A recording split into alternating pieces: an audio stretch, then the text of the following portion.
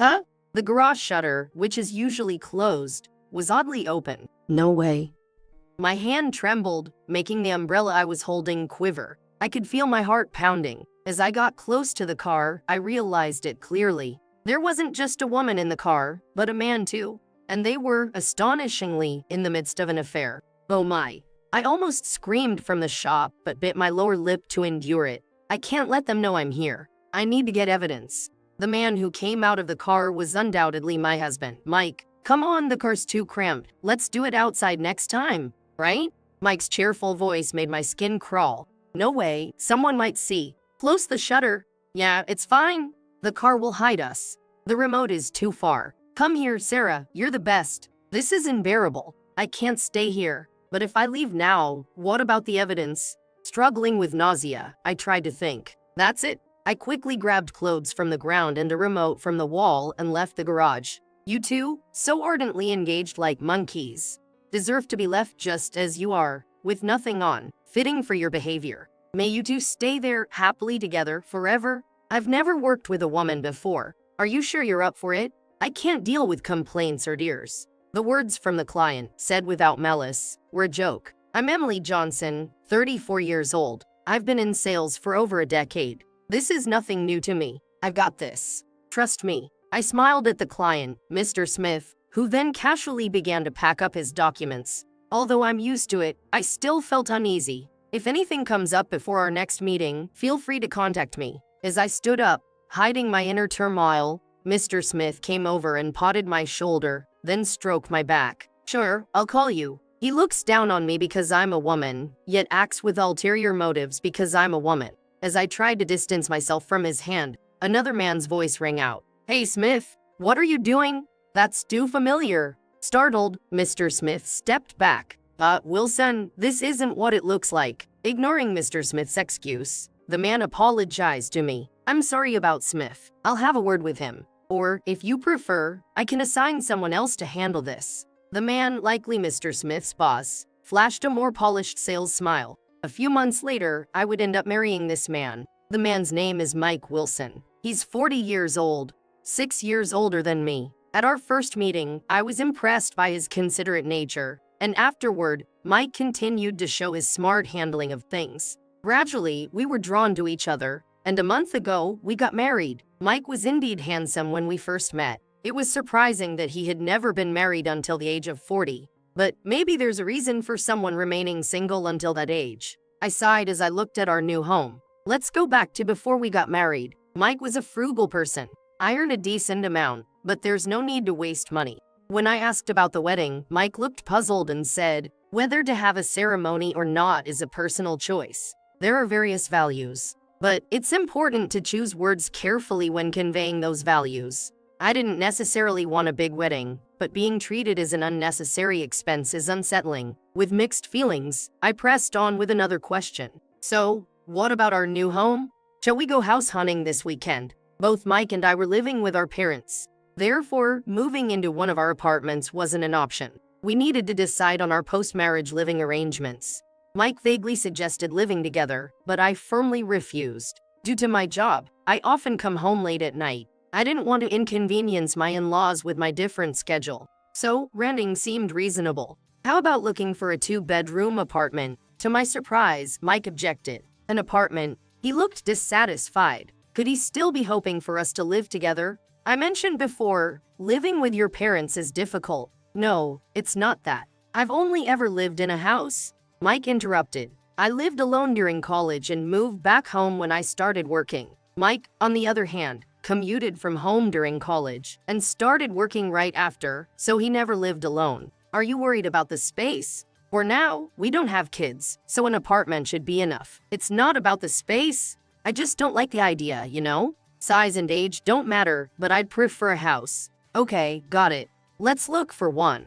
Thus, due to his inexplicable insistence, we moved into this house. Today, our home becomes a 50-year-old rental house. It's older than my parents' house, but is, as desired, the standalone house. I would have preferred something newer, but couldn't convince frugal Mike. Well, there's a saying, any house becomes a home when you live in it. Yeah, that's true. It's old, but the rent is cheap, and it might be sensible for the future. But the rent wasn't the deciding factor. "I'm gonna step out for a bit," Mike said, looking restless. He headed to the garage next to the house. The garage, added to the old house, was modern and out of place. It had an electric shutter operated by a remote. Following Mike, I saw him admiring something with fascination. Ah, how beautiful it is. What he was admiring was a super luxury car, delivered just a few days ago. I'm not knowledgeable about cars, so I don't really understand its value, but it's extremely expensive, including all expenses. It costs about $500,000.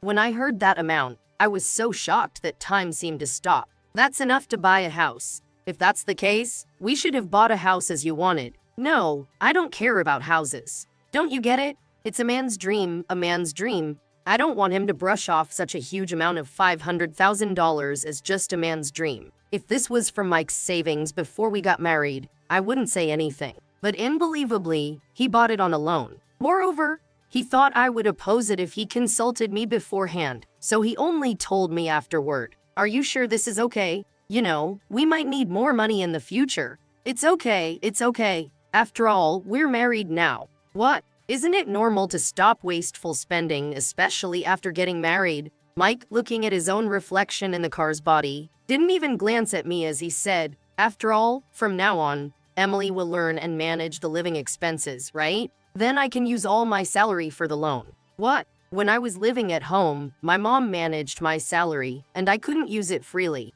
Now, I can spend it however I want. I had heard a bit about his mother managing Mike's money. I thought it was just overprotectiveness and didn't pay much attention, but now I see his sense of money is unique. He doesn't spend on living spaces he's not interested in, but spends generously on cars he loves. In a way, it's honest and the right way to spend money. But still, I can't accept being relied upon like this. Are you saying I should support you? That's definitely not possible. We might want kids in the future. No, what are you talking about? I'm already 40, and you're 34, right? It's too late to think about having kids. Don't start having strange expectations now. Just give me the money instead. But you said you wanted kids too, and now it's all about the car. If it happens, we'll raise them, no choice. Oh, and stop saying support, okay? I'm working hard too. Mike makes excuses, but if he pours his salary into the car and I have to cover living expenses, it's like I'm supporting him. When I fell silent, perhaps realizing something was wrong, Mike soothingly stroked my head. "Are you jealous of the car? That's cute. Don't worry, I'm all about Emily. I love you so much. If we're talking about people, Emily, you're the best in the world." I knew he was trying to charm me, but his ridiculous words made me laugh, and I couldn't say anything more. This is quite a situation for a newlywed. During a break at work, listening to my venting with a wry smile was Ms. Young, the same age as Mike. She's a superwoman, appreciated for her work, and promoted exceptionally fast. Her empathetic approach to consulting earns her everyone's trust. I thought he was a man of strong preferences, but I never imagined he'd be so self-centered. My ex-husband was the same. Always put himself first, never listened to what I had to say. Exactly. We haven't even unpacked from moving yet, and he's always sneaking off to the garage. Well, I ended up divorcing because he never changed. But Emily, you're still in the honeymoon phase. Things might change, you know. Ms. Young then pulled out a small bag of chocolates and placed it in front of me. Eat something sweet and refresh yourself. You don't have to force yourself to accept your husband.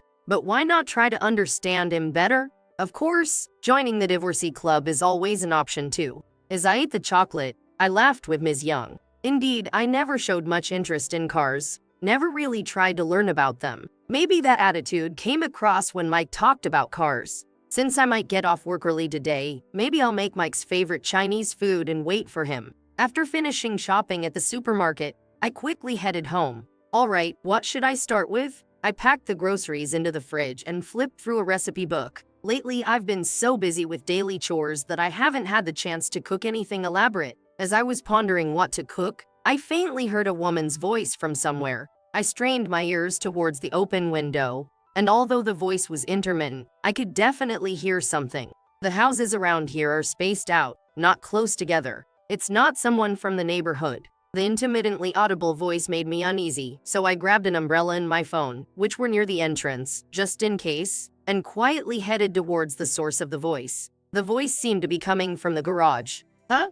The garage shutter, which is usually closed, was oddly open. Mike doesn't use that super luxury car for commuting. He's afraid of getting it scratched, and apparently, it's also hard to drive. Therefore, the shutter is always closed. Mike should be opening it every day after returning home with the remote control. He even had me install a security camera in the garage for safety. It's strange that such a heavily secured garage is open. What if it's a female thief? If she's after the car, I need to protect it. It's Mike's precious car, after all. I gripped the umbrella tightly in my hand. It seems the female thief is already in the car. Is she struggling to start the engine? The car was shaking enough for me to notice from a distance. I prepared my phone to call 911 at any moment and slowly approached the car, crouching low. I hid right beside the window. That's when I finally realized I was making a huge mistake. No way. My hand trembled, making the umbrella quiver. I could feel my heart pounding. As I got close, I clearly understood.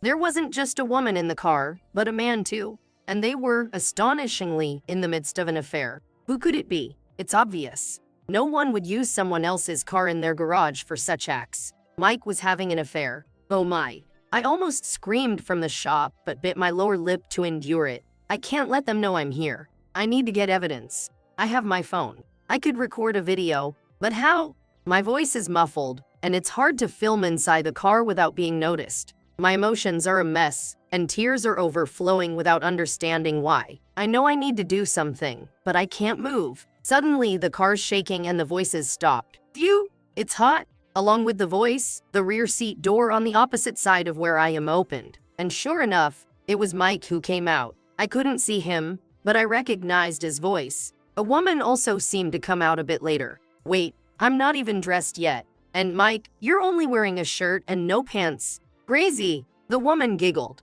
I don't recognize her voice. Well, there's no need to wear them yet. Look, the car's cramped. So how about outside next time, right?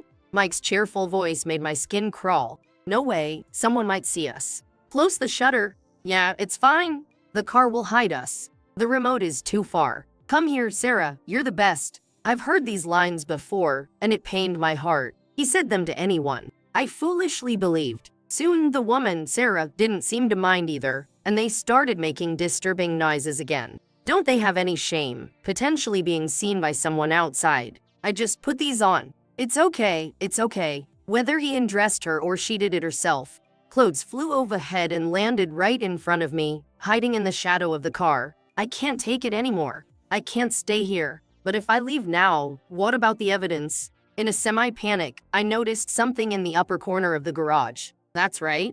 With that, I should be able to get evidence without being here. With a plan in mind, my mind calmed, and I became cool-headed. They were too absorbed in their actions to notice me. I easily made it to the garage exit. That's it. I quickly grabbed the clothes on the ground and the remote on the wall and left the garage. Then, everything happened fast. I packed only the essential belongings into the trunk. I'm not coming back to this house. 10 minutes later, I was at my office. To save the evidence. It's possible with a phone, but a computer feels more secure. There's a computer at home, but staying there risked running into them. I have my personal computer at the office. I'll just take that and maybe go to some cafe. I hurried to my desk, grabbed my laptop, and was about to head to the door when someone grabbed my shoulder. Hey, Emily, are you okay? I turned around to see Ms. Young standing there, her eyebrows furrowed and a puzzled look on her face. I meant to say good evening, but I couldn't speak properly. Your face is pale. Are you okay? What happened? Ms. Young just stared at me silently. Looking into her eyes, I started crying again. As the tears flowed, I felt my strength draining. Ms. Young. Mike, he's cheating on me. I clung to Ms. Young like a child. Cheating? What? Ms. Young's sharp eyes widened, and she jerked her chin forward in anger. Then she covered my head with her jacket. Ms. Young, there are still a few people around. Use this to cover yourself, okay? Feeling like a suspect on the news, we hurried out of the office. Let's go to my place for now. But I feel bad. She must be tired after work. The thought of suddenly imposing on my boss's home made me hesitate, but that feeling vanished instantly. Just a while ago, I had witnessed such a shocking scene. To me, Ms. Young was a pillar of strength. Thank you. Ms. Young's apartment was just a few minutes' walk from the office. True to her capable nature, her place had a calm and neat atmosphere. So, what do you need the laptop for? Is the cheating confirmed, not just a suspicion? Ms. Young asked as she handed me a steaming cup of coffee. Well, actually, I hesitated a bit, then told her everything. Unbelievable. How could he?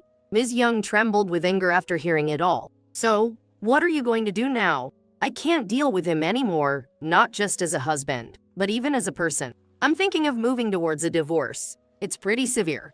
You should get as much alimony as you can. Do you think you can get evidence? I can refer a lawyer if you need one. Thank you. About that, I need this for. I placed my personal laptop I had brought from the office on the table. After a few minutes of operating it, I turned the screen towards Ms. Young. This, your husband and the other woman? Yes, this is a recording. I never thought that the surveillance camera for the luxury car would come in handy here. It's remotely operable, and the data is stored on the cloud, meaning everything from that time is recorded, from them entering the car to their monkey-like antics. It's all here. This is enough evidence for adultery. I'm relieved. By the way, can you view this in real time? What are those monkeys doing now? Surely they must be gone by now. Actually, I took out the remote control from my bag and showed it to her. What's that? It's for the electric shutter. I closed it when I left. In a rush of blood to the head, I had closed the shutter after getting ready to leave the house. And as an afterthought, I threw the clothes I picked up in front of the shutter.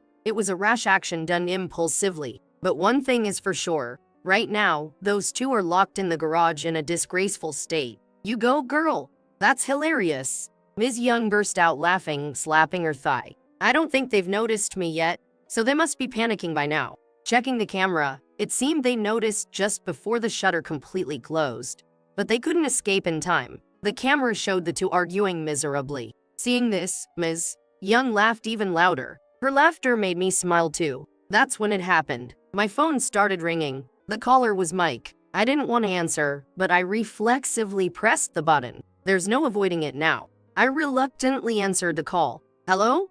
Oh, Emily, you still at work? He was trying to sound calm, but I could hear a slight tremble in Mike's voice. Yeah, I'm with Ms. Young. What's up? Oh, yeah, the garage shutter seems to have malfunctioned. I'm locked in, and I can't find the remote. It wasn't a malfunction. I had impulsively closed it. The remote is right here with me. Well, that's unfortunate. Maybe you should contact a service company. They should be able to open it quickly. No, that's okay. Yeah, it would be a waste of money, you know. Yeah, I'll think of something else. Mike quickly denied it. Of course, he would. If the service company comes, they can easily open the shutter, but the two of them inside are probably not in a presentable state. So, coming back home right now is. Sorry, I can't. Hey, your husband is in trouble here. Just dismissing it like that. Are you even a wife? I don't want to be lectured by someone who's trapped with his mistress. There's no helping it. Oh? Why don't I make the call? No, that's not what I'm. Damn it. Mike sounded frustrated. He must be struggling to explain the situation without giving himself away. What's wrong? You're acting strange. I'm going to hang up now. Wait, Emily, I pretended not to hear and hung up the phone, but it immediately rang again. As I was wondering what to do, Ms. Young smiled at me. Your husband must be trying to get you to open it for him. She's probably right. If they ask a service company, their embarrassing state would be exposed. But if I call an M there, they could hide in the car, avoiding any shameful exposure. Their affair would also be somewhat concealed. The phone calls are persistent. Here's an idea. Emily, why don't you go on an overseas business trip? What? Ms. Young began to explain smoothly. It seemed sudden, but she had apparently been considering assigning this work to me for a while. The trip itself was planned for about a week, but it might be extended. She was going to go herself, thinking it would be too much to ask of a newlywed. But if you're getting a divorce, it's perfect. Just tell your husband you have to go on a business trip. But with my current state of mind, working, that's exactly why you should do it. You'll feel surprisingly refreshed if you focus on work instead of stewing in your thoughts. Plus, your husband will keep calling until you come home. You don't want to see him right now, do you? Indeed, just the thought of being in the same space as Mike is repulsive to me now. And I'm getting fed up with the constant ringing of my phone. Really? I feel like I'm mixing personal issues with work. Don't worry about it. It's the other way around. I'm just taking advantage of your personal situation. Despite my hesitation, Ms. Young insisted, and I ended up going on an overseas business trip. I sent Mike a message through our messaging app. I have an urgent business trip and won't be back for a week. It's overseas, so I'll be limiting my communication. And then, I left for the trip. Although I went abroad with some apprehension, Ms. Ying's briefing and materials were perfect, and the work went smoothly as I had been involved with the project previously. It seemed I was well received at the destination, and I had a fulfilling private life there, making the week fly by. I stayed in daily contact with Ms. Young, exchanging various information. I remembered that before getting married, one of my goals was to live and work abroad, although it was only for a limited time. It felt like my dream had come true. Once everything with Mike was settled, I decided to return. When I got back to the US, I immediately took action. I had no intention of returning to that house. Before the trip, Ms. Young and I had identified a property, and I moved there straight from the airport. I ignored all of Mike's messages during this time. I decided it was better to wait until I was fully prepared. About a week after moving into my new apartment, I received a call from an unknown number. Maybe it was a work contact I forgot to save. I casually answered the phone. "Hello? Emily?" "Finally, you answered." The relieved voice on the other end was still barely my husband, Mike. "Mike, why? Why aren't you answering? Going silent for so long, are you cheating? Was the business trip a lie? What? What is he talking about? That's his story. How much I suffered because of those two." I was about to retort, but I managed to hold back. "Anyway, come back home. There's something important to talk about." Silent, I listened as Mike abruptly hung up. The time for the final showdown had come. I took a deep breath and visited that detestable house for the first time in weeks. "You finally came back." As I stood at the entrance, the door opened, and there was Mike, arms crossed, standing upright. "I didn't come back to stay, I came to talk. You said there was something important. I have something I want to say to. Come in then." Mike gestured with his chin for me to come in, then strode ahead into the house. Following behind, I walked into the living room, and immediately, a person caught my eye. Oh, no mistake about it. There on the sofa sat Sarah. She waved her hand at me when our eyes met. Glaring at Mike, I turned my gaze away from him as he spoke.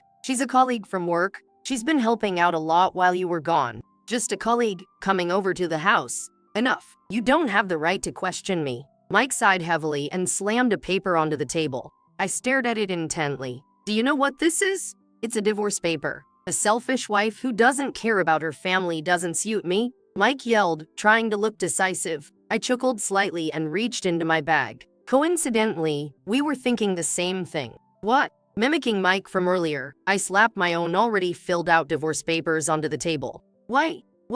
Because I wanted a divorce. You too, right?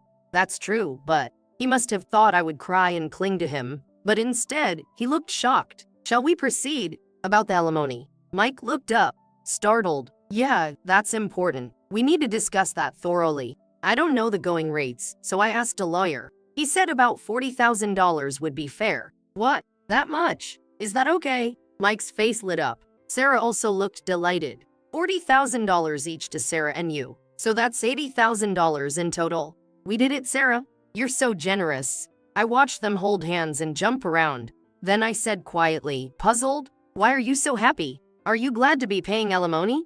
They stopped and stared at me with wide eyes. "You misunderstood, right? You're saying we're the ones paying alimony." "Of course. Why would I pay it?" I smiled, and Mike's face turned red as he shouted, "It's your fault, because you selfishly left the house. I started thinking about divorce. And yet, why should we? Why? Don't you have any idea?" I glared at them, and both Mike and Sarah visibly panicked. "Well, maybe I was too busy to pay attention to you." Such a shameless response. "Sure, you must have been busy, meeting each other every week for secret dates." "Secret dates? We never did that." His voice cracked with too much agitation. "Always meeting on weekdays, even in our own house. How thrifty of you.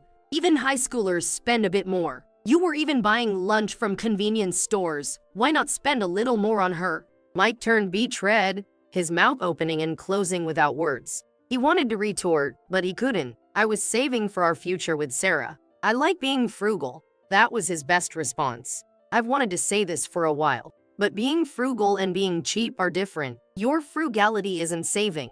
It's just being a nuisance to others." "What did you say?" Mike started to raise his arm in anger but stopped when he saw the person who appeared behind me. "Who's that?" It was Ms. Young, who had come to back me up. "There's a reason I asked Ms. Young to come. You know her, right, Sarah?" Sarah, pale-faced, looked at Ms. Young. Sarah quickly prostrated herself before Ms. Young. Please don't tell my mom. Your mom? Mike looked at Sarah, dumbfounded. I answered for the silent Sarah. Sarah is still a college student. She lives near Ms. Young. Yes, initially, Ms. Young hadn't recognized her from the camera footage, but Ms. Young and Sarah actually knew each other. Sarah's family was well known in the neighborhood for being very strict. Becoming involved with a married man was absolutely unthinkable. They even forbade her from dating. A college student? No way. She told me she was a working adult. What? Didn't you just say she was your colleague? What's going on? Mike looked around nervously, not answering. I'm sorry. Even if I don't say anything, a lawyer will contact you. You can't afford to pay alimony yet, right? So someone else will have to. Sarah remained bowed, trembling. Stop it, please. I was grounded for just dating a classmate. If they find out I was with a married man, I might never be allowed out again. Why did she choose Mike, knowing the risk? Watching them, I felt disgusted. Then Mike weakly knelt beside Sarah. Wait, Sarah's unemployed. Stop saying it like that. I'm a college student. That's unemployed. Damn it. How could you do this to me? I need a working wife. The loans. What? What are you saying, you deadbeat? Don't rely on someone else's income. Mike, on the verge of a breakdown, and Sarah, infuriated. Ms. Young muttered, birds of a feather, a perfect match. It was pointless to watch them argue. Ms. Young and I exchanged looks and were about to leave the room. Then Mike, frantic, grabbed my arm. Wait for me. I was deceived. I haven't been cheating. Emily, you're the best. Believe me. Is that all he can say, this man? I stared intently at Mike. His face was a mess with tears, his eyes bloodshot, and all he could utter were words of self-preservation, and most of those words were lies. I'm so glad I didn't end up spending my life with him. Here, take this back. Why do you have that remote? Weren't the service guys surprised? You should learn from this and stop using the garage for, I saw everything. And don't use such an expensive car as a hotel substitute. Cars are meant to be driven. If you're going to get in, sit in the driver's seat. Don't get it mixed up. Finally understanding, Mike's face drained of color, and he slumped down to the floor. As Ms. Young laughed and patted me on the back, I left the house. Afterward, the divorce went through without a hitch. Sarah's parents paid the alimony, which was a relief. Sarah herself was called back home and can hardly go out now. After this incident, she's been stripped of her makeup, not allowed to dye her hair, and has been forced to study every day. Ms. Young told me she might soon be married off to someone her parents choose. It might be old-fashioned, but maybe that's for the best for Sarah. As for Mike, after the divorce, news of his affair with a college student spread rapidly at work. He himself claimed to be a devoted husband at work, so the backlash from this incident was tremendous. Moreover, the person he was involved with was a college student. His credibility at work and with clients plummeted. Now, he's ostracized both inside and outside of work. Mike continues to work, mainly to pay off the loan for his luxury car. However, considering his situation, it's widely rumored that it's only a matter of time before he's fired, as he's seen as a liability to the company. I hear about their endings, but honestly, I'm not much interested. I have my own life to focus on. A year after the divorce, I quit my job. Now, I'm working abroad, fulfilling my dream. In a dreamlike place, for a dreamlike person. Hey, Emily, why are you grinning? Oh, nothing. Just thinking about how to surpass Ms. Young. How can I do that? Recently, Ms. Young started her own business and asked me to join her abroad. I hadn't expected it to be overseas, but I immediately said yes. My dream has come true, but now I have a new one. To become like Ms. Young, to surpass her one day, and to repay all the kindness she's shown me. Ms. Young has given me so much, both in my personal and professional life. I don't know when I'll achieve this dream, but I'm determined to make it happen. Good luck with that in your lifetime. Ms. Young says with a knowing smile, and I vow to myself to make it true. Living in a high-rise condo is just the best. I definitely made the right call signing the lease. A high-rise condo? What are you talking about? I'm talking about our new home, obviously. What are you even saying? He said this with a full smile, but I didn't understand. I had never heard such a conversation. Where did the money come from? Yeah. It's the insurance money left by your previous husband. Then, someone visited us. There stood my mother-in-law. Why are you here? I'll let myself in. She walked right into the house. I've been waiting for you, Mom. Is it about that matter? Yes. Please, have a seat. From their conversation, it seemed that my mother-in-law knew about the high-rise condo too. I was the only one left out. Then, my husband said something outrageous. We're going to live in the condo, the three of us. How can you just say that all of a sudden? If you don't like it, we can get a divorce. I don't mind. I was speechless at his selfishness. Then, my mother-in-law smirked and mocked me. Don't be so surprised. You'll handle all the household chores, right? Not only had he signed a lease for the condo, but he also planned to treat me like a maid. I had been balancing work and household duties, but I was reaching my limit. I went to the bedroom, took something out of the drawer, and showed it to my husband and mother-in-law. What is this? A divorce paper. I've already found a lawyer. It was good that I had prepared it in advance. Both my husband and mother-in-law looked at each other, shocked. Afterward, I divorced my husband and moved abroad. But my revenge didn't end there. There's more to come. As a result, my husband and his family faced a huge consequence. I am Susan. I turned 40 last month. Now, I work at a securities company. I got into investing in college and became deeply involved. That's when I met my first husband. How about we go out for dinner sometime? Sure. Where to? I found a great place recently. Look forward to it. We continued as good friends, and at the time of graduation, he proposed, and we got married. My husband was an investor and had a decent fortune. But he never bragged or settled for it. I truly believe those were happy times. Your husband had an accident. Please come to the hospital immediately. It was right after I finished work. I rushed to the hospital, but he was already gone. My mind went blank, and I don't remember much after that. I was 30 years old. For years after losing my husband, I couldn't accept reality and time just passed by. I inherited his assets, but honestly, I didn't care. Are you okay? Yes, I'm fine. You don't look like it. The person who spoke to me kindly was Dan, my current husband and a coworker at work. Back then, I was grieving the loss of my first husband, feeling a profound sadness, but also loneliness. Dan always listened to my complaints and stories without ever seeming annoyed. Looking back, I might have been an easy target during that time. How about we grab a meal sometime? Oh, yes. I found a great place, but it's awkward to go alone. I see. Being with Dan was comforting. Our relationship continued, and when I was 34, he proposed. I accepted. It wasn't that I had forgotten my first husband, but I did need support. I told my parents, but one person objected. But I've made my decision. I'm worried. Are you sure he's okay? What do you mean? Isn't he just after your money? That's not an issue. We haven't even discussed that. My sister lived abroad, unmarried, enjoying her life alone. I admired her, but I wanted someone by my side. Eventually, my sister came around, and our married life began. However, there was one concern. My mother-in-law. Susan, you'll be following my instructions from now on. My mother-in-law didn't live with us, but came to our new home and said that. Then she left. Huh? Sorry about that. I didn't expect my mom to say something like that. Don't worry about it. Okay. At that time, Dan helped me through it, but she kept visiting, nagging, then leaving. One weekend, my mother-in-law said, "Didn't you lose your first husband?"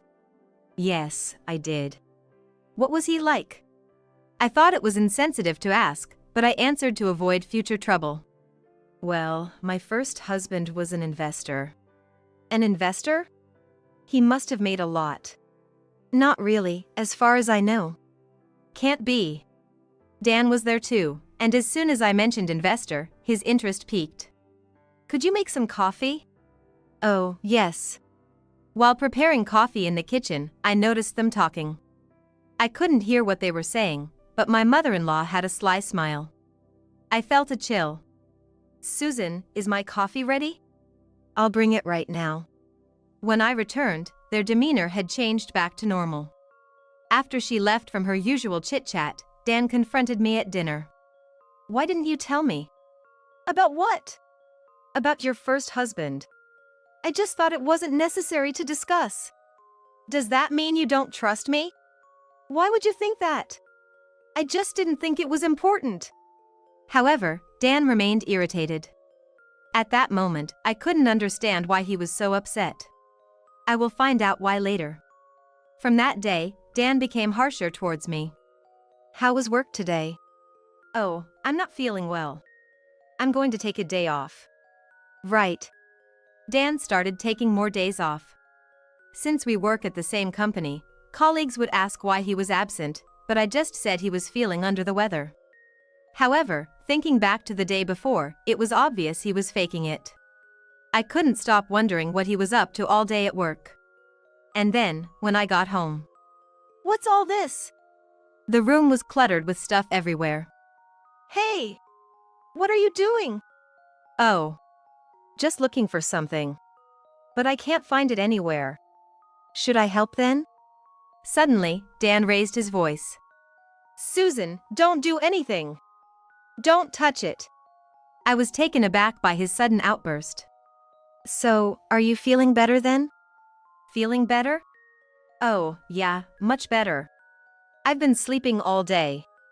I realized right away. Dan was faking being sick to look for something. Something he didn't want me to find. This situation repeated several times. And since he couldn't find it, Dan had a new plan.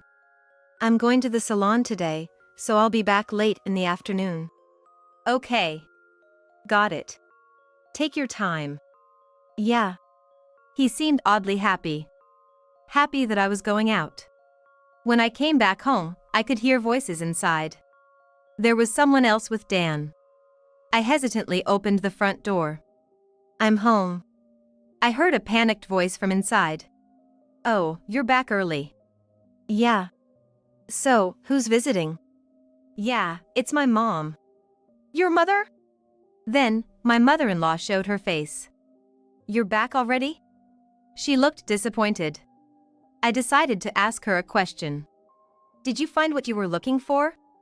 What were you looking for? Yes. That's why you came today, right? I thought Dan couldn't find it alone and asked his mother to help. You knew? Dan interrupted. Mom, you don't need to say anything extra. And Susan, don't ask unnecessary questions. For some reason, I was the one getting scolded. Why do I have to be talked to like this? I haven't done anything wrong. You don't need to interfere, it's none of your business. That's right, Susan. It's not your concern. My mother-in-law, who was quiet until then, suddenly got fiery with Dan's words. Enough already. Can you just go somewhere else? This is my house, though. Dan's right. Just stay outside until we say it's okay. See? Just like Mom said, go outside. Dan forcefully pushed me out of the house. And they even locked the door and put the chain on. Lost, I decided to consult with my sister. My sister is always reliable in times like these. Hello? Susan? What's up? Well, actually. I explained everything to my sister. At first, she listened silently, but even she was outraged by Dan and his mother's behavior. That's not normal at all. But why would they do something like that? While pondering, my sister seemed to have an epiphany. Maybe they're looking for something related to your previous husband's inheritance. Didn't you mention he was an investor? Oh! Everything clicked. Their attitude had indeed changed drastically after I mentioned that. Seems like you hit the nail on the head. Yeah! After ending the call, I killed some time before heading back home. The door was unlocked, so I went inside. Dan's mother had apparently left already. Sorry about earlier. It's okay. I'm not bothered. Good. Dan seemed relieved, but inside, I was seething with anger. They quieted down for a while, but it was clear they hadn't given up. That's why I acted immediately. I secured the documents I received from my first husband in a safety box. I thought it was secure. Only my sister and a close friend knew about this. This should keep it hidden and safe from them. I also prepared divorce papers, ready to use them if needed. I didn't want to be the one to initiate the divorce, so I was biding my time. Before I knew it, I turned 40. The one place I felt at peace was at work. Going out today? Yeah. Mom wants me to help her with shopping. Have a good time. He went out with his mother almost every week. It was obvious they were planning something behind my back. I was almost hoping they would slip up. His mother started asking me to come over frequently to help with chores. Just need some help tidying up. Sure. Start with the storage shed outside. His mother's house was an old family home where she lived alone. Managing it all by herself would be difficult. But it was strange she never asked for help before. She must be up to something. I worked hard cleaning the cluttered and dusty shed. It seemed like it hadn't been cleaned for many years, and it was overflowing with dust and garbage. After hours, I finally finished, only to be asked to clean inside the house next. Come on. Don't just stand there. There's still a lot to do. She just gave orders from the living room. I could have complained, but I knew it would only make things worse. So I endured, saving it for the right moment. All done. All right. You can go home now. Her lack of appreciation made me glare at her. What's with that look? Nothing. If you have a complaint, just say it. No, I don't. Such an irritating daughter-in-law. I thought the same about her. I couldn't keep living like this. I started making excuses to avoid her requests. But she complained to Dan. Lately, you've been refusing to help Mom. I can't always go over there. She's your mother-in-law. Then you should go. You're her son. What? Despite his complaints, I didn't pay much attention. It was too exhausting to engage every time. Then, one weekend, Dan returned with an unusual expression. I braced myself for something. Welcome back. We need to talk. Sit down. A talk? I was in the middle of preparing dinner. And sat on the sofa. Dan had a smug look. High-rise condo is the best. Signing the lease was the right decision. A high-rise condo? What are you talking about? It's about our new home, obviously. What are you saying? He said this with a big smile, but I couldn't understand the meaning. I had never heard such a conversation before. Besides, Dan didn't have the money to buy such a thing. Where did the money come from? Yeah. It's from the insurance money left by your previous husband. Then, someone knocked at the door. My mother-in-law was standing there. Why are you here? I'm coming in. She marched right into the house. I've been waiting, Mom. That matters, right? Yeah. Please, have a seat. From their exchange, it seemed like my mother-in-law also knew about the high-rise condo. I was the only one left out. Then Dan blurted out something outrageous. We're going to live in the condo, the three of us. How can you just say that all of a sudden? If you don't like it, we can get a divorce. I don't mind. I was speechless at his selfishness. My mother-in-law also started smirking and mocking me. Don't be so surprised. You'll handle all the household chores, right? Not only had he signed a lease for the condo, but he also planned to treat me like a maid. I had been balancing work and household duties, but I was reaching my limit. And you don't think I can afford such a thing, right? Yes, that's right. But it's not me who's paying. You mean me? Exactly. You've been hiding the inheritance from your previous husband from us, haven't you? We couldn't find it, but we realized we didn't need to. That's despicable. Say whatever you want. Dan and his mother had changed their strategy, thinking the inheritance was out of reach. But they were gravely mistaken if they thought I'd comply. I went to the bedroom, took something out of the drawer, and showed it to Dan and his mother. "What is this?" "A divorce paper. I've already consulted a lawyer." It was good that I had prepared it in advance. Dan and his mother looked at each other, shocked. They never imagined I would take such a step. "If you do this, you'll regret it. Are you sure about this?" "Yes. I've been waiting for the right moment to divorce." "Think it over. Nobody will be happy with this." "It's too late now. I've already decided." "Then do as you please." "Dan, are you serious? Calm down. She won't listen to anything." This was convenient for me. "Then will you sign it right away?" "It's okay, right?" "Yeah. I'll sign it." Dan, ignoring his mother's advice, signed his name. Such a foolish man to do this on a whim. "Thank you. I'll file this." "If you're satisfied, then just leave." "I was planning to do that anyway." "Goodbye." "Wait, Susan." And so, I left the house.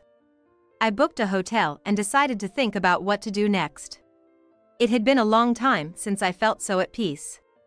Then, I contacted my sister. I needed advice about what to do next. "I need to talk to you about something." "You're calling about your husband and mother-in-law, aren't you? You know me so well." "So, what happened this time?" "Well, I'm thinking of getting a divorce." "I see." My sister wasn't surprised. She probably saw this coming sooner or later. She's always one step ahead. "The reason is the worst. Dan signed a lease for a condo without telling me."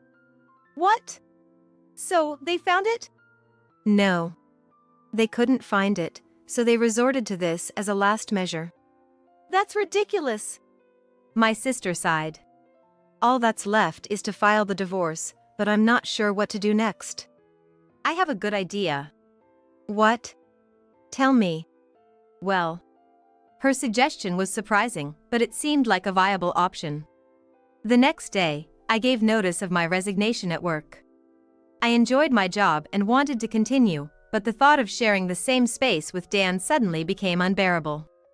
I was persuaded to stay, but I explained my situation and they understood. And a week later, I was to meet my sister at the airport. In the meantime, I made preparations, but there was no contact from Dan or his mother.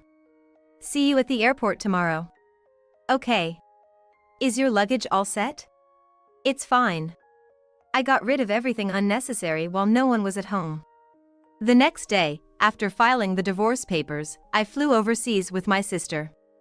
I hadn't been abroad since I traveled there with my first husband. There was a mix of excitement and anxiety. My mother-in-law might have known, but Dan faced a huge consequence for his actions. The only regret was not being able to see his reaction when he realized it. "This is our new home from today. Impressive, isn't it?" "More than impressive. It's huge and fantastic. Now you can do whatever you want here." "Thank you." Honestly, it was much more impressive than the high-rise Dan had leased. The thought of starting a new life in this house filled me with excitement. 3 days later, my phone rang. "Hello?" "Susan! Stop Dan!" It was my mother-in-law. I didn't expect her to be the one to call. "Calm down, please. Ever since you left, he's gone crazy." "Gone crazy?" "He tried to cancel the lease on the condo and couldn't, and he hasn't come home since." Dan couldn't face reality and had run away, it seemed. But that was no longer my concern. "That's unfortunate, but it has nothing to do with me. Please solve your own problems." She got angry at my response. "This is all your fault for hiding things. Take responsibility." I took a deep breath. "Don't blame me. The one who went off the rails is at fault. You're the worst." "The worst is on your side. Anyway, what happens to him is none of my business. I'm hanging up now." I ended the call. My sister spoke to me. "Your ex-husband?" "No, it's about my mother-in-law." I bet it's nothing good, right? Yeah.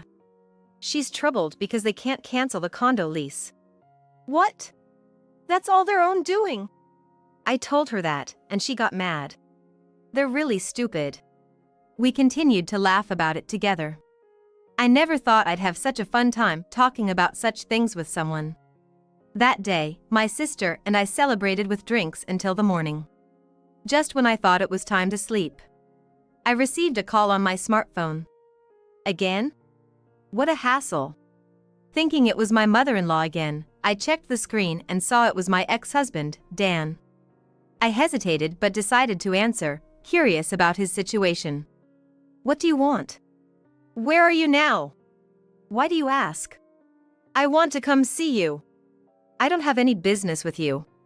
Dan didn't know where I was. He couldn't imagine I was not in the US. I have something to discuss with you. Where are you? I can tell you, but you won't be able to come. Do you still want to know? What do you mean? Just tell me. I'm overseas right now, living with my sister. You can't come here, can you? Dan was speechless when he realized I was abroad. By the way, you're troubled because you can't cancel the condo lease, right? Yeah, that's right. So, just so you know, I'm not going to do something stupid like helping you. What? You're calling because you can't pay for it yourself, right? This is all your fault. Then sue me? Though that would be pointless. I provoked him further. Since it has come to this, I'll provoke him thoroughly and then hang up the phone. Don't mess with me. Who's to blame for this? Let me tell you. It's you. This is the result of your reckless actions. If only you had told me where the inheritance was. I didn't tell you because I knew this would happen. You and your mother are just greedy for money. That's not true. Then why did you desperately search the house? It's really sad. Anyway, since you signed the contract, you handle it. I'm hanging up. Wait. Just help me a little. No way. Seeing no point in continuing the conversation, I hung up. How disappointing can a man be? But I wondered how my ex-husband, burdened with huge debts, would survive. That was the only thing I was curious about. Half a year passed since I came here, with no further contact. I'm thinking of going back home. What about you? Yeah, I'm curious too. Let's go back. Then it's settled. We decided to temporarily return. I was curious about my ex-husband and his mother. I went to my old house. But Dan wasn't there. Going to his mother's house, I found it was now vacant land for sale. Well, that figures. Then, someone called out to me from behind. A neighbor, who knew my former mother-in-law, approached me. They said they had moved out like a night flight a few weeks ago. Not surprising, really. I also visited a friend. It was a former colleague. Long time no see. How have you been? From this friend, I learned about my ex-husband's current situation. So that's what happened. Yeah, he quit the company after signing a lease for that expensive condo. Oh, really? But doing that only makes things more difficult. So, where is he now? Now he's somewhere in the countryside. Sounds like them. I doubt they can lead a decent life. That's harsh. But we're divorced, after all.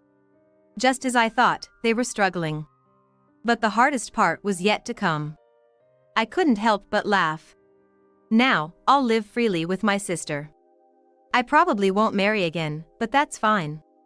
I will enjoy my freedom. This room gets such nice sunlight, doesn't it?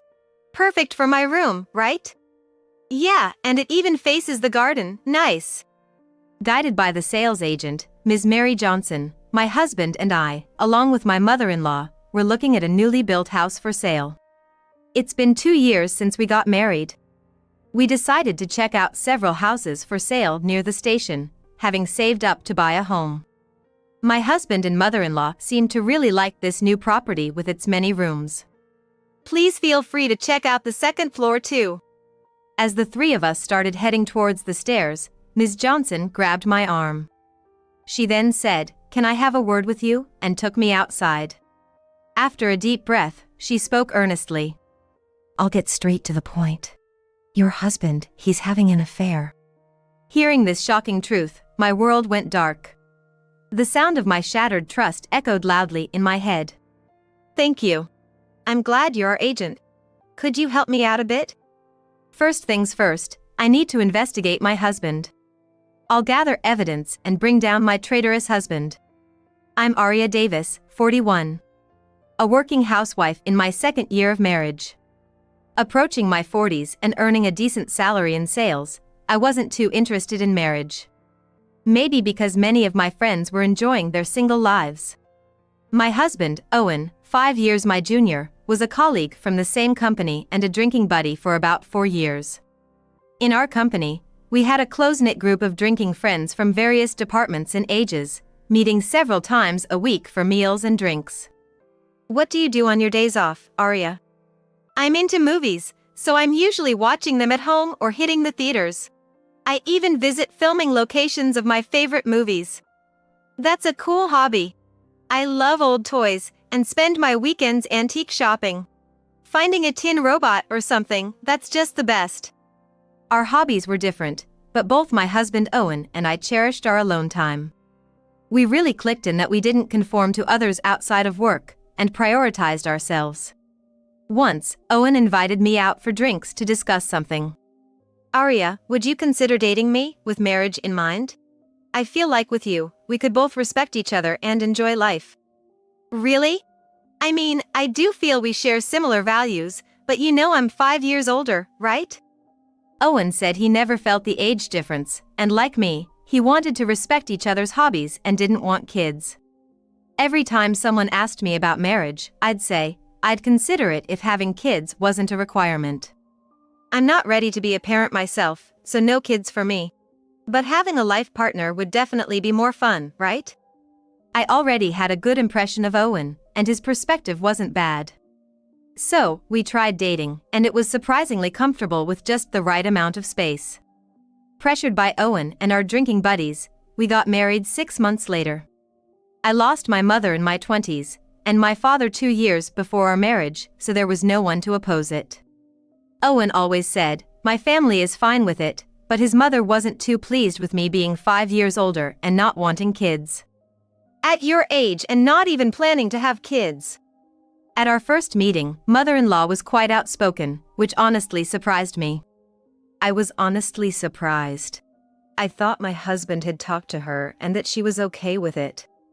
In contrast, my father-in-law was truly happy about our marriage.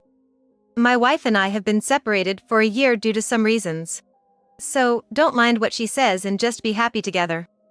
His words were a relief, especially after my mother-in-law's remarks. It seemed his parents always had different values and often argued, and last year, he finally declared he wanted a divorce. But when his wife begged, they avoided divorce by separating, with him paying for 2 households. After the meeting ended and it was just the 2 of us, my husband Owen looked apologetic. "Sorry about that.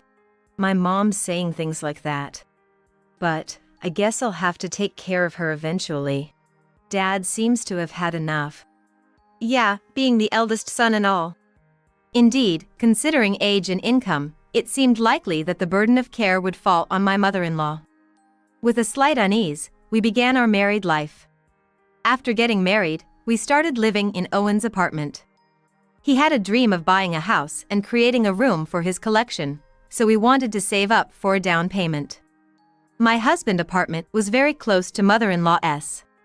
"Welcome home. Let's have dinner together." The day after we started living together, I came home to find my mother-in-law waiting at our door.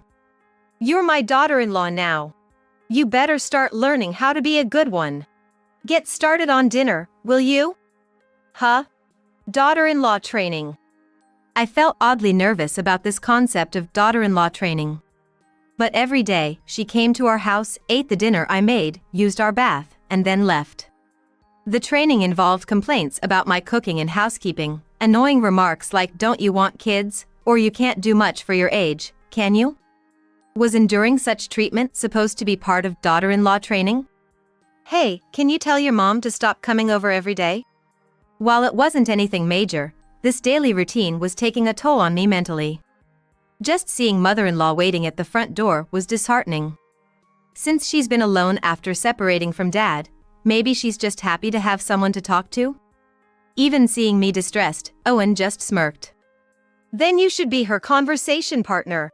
Why do I have to come home tired and take care of your energetic mom? You said it was daughter-in-law training, right? I'm an only child, so I'm thinking of living with mom eventually. I want you to get used to it now. What? It seemed that when Owen said he'd have to take care of her, he meant living together. I felt a bit deceived, but after calming down, I thought maybe it was inevitable. So, it seemed wiser to get along with my mother-in-law. I switched to mostly just agreeing with her, but that might have encouraged her. I have plans for a drink tomorrow, so please have your meal at home. What? You're going to leave me to eat alone? Then give me some money for dinner.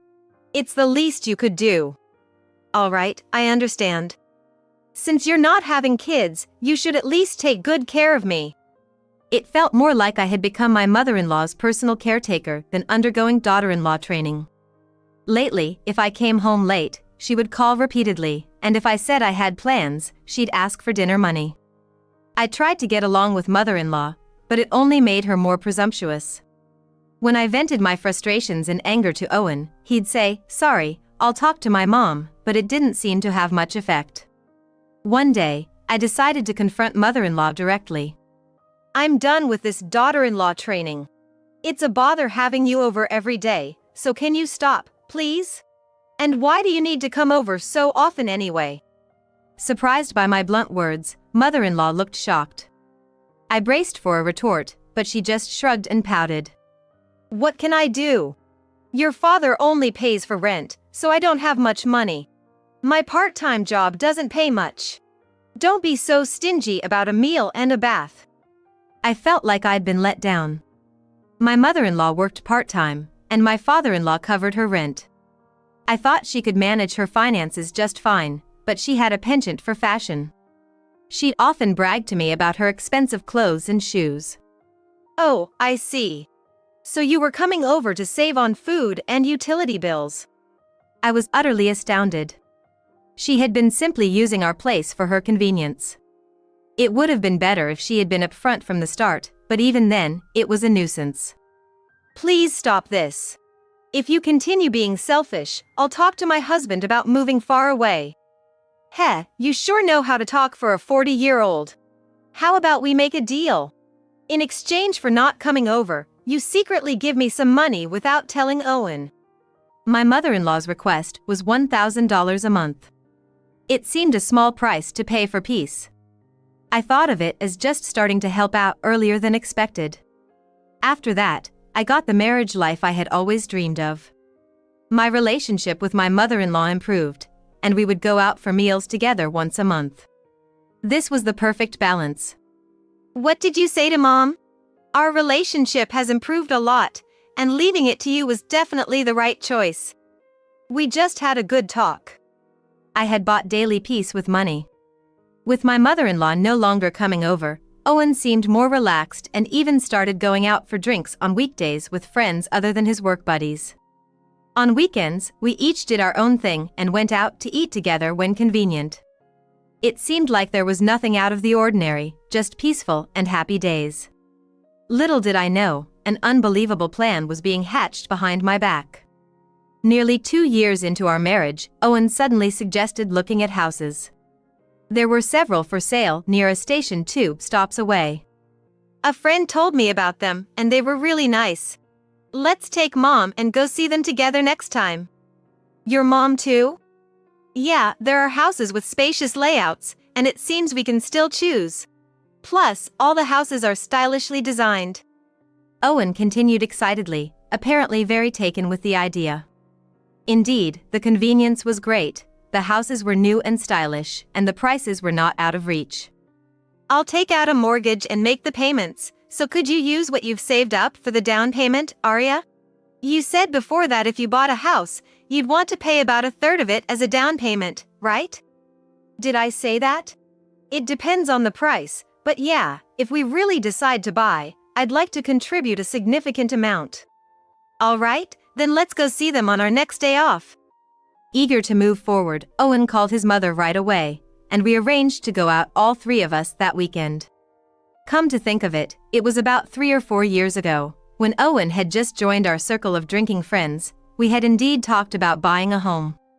At that time, Owen had a girlfriend he was thinking of marrying and was advised against taking out a full loan without a down payment. We got into a lively discussion about how each of us would buy a house. Yeah, I think I'd want to put down about a third of the purchase price as a down payment. Oh, but if I were living alone, maybe buying an affordable used condo outright could be an option. He remembered well something I had said casually in the moment.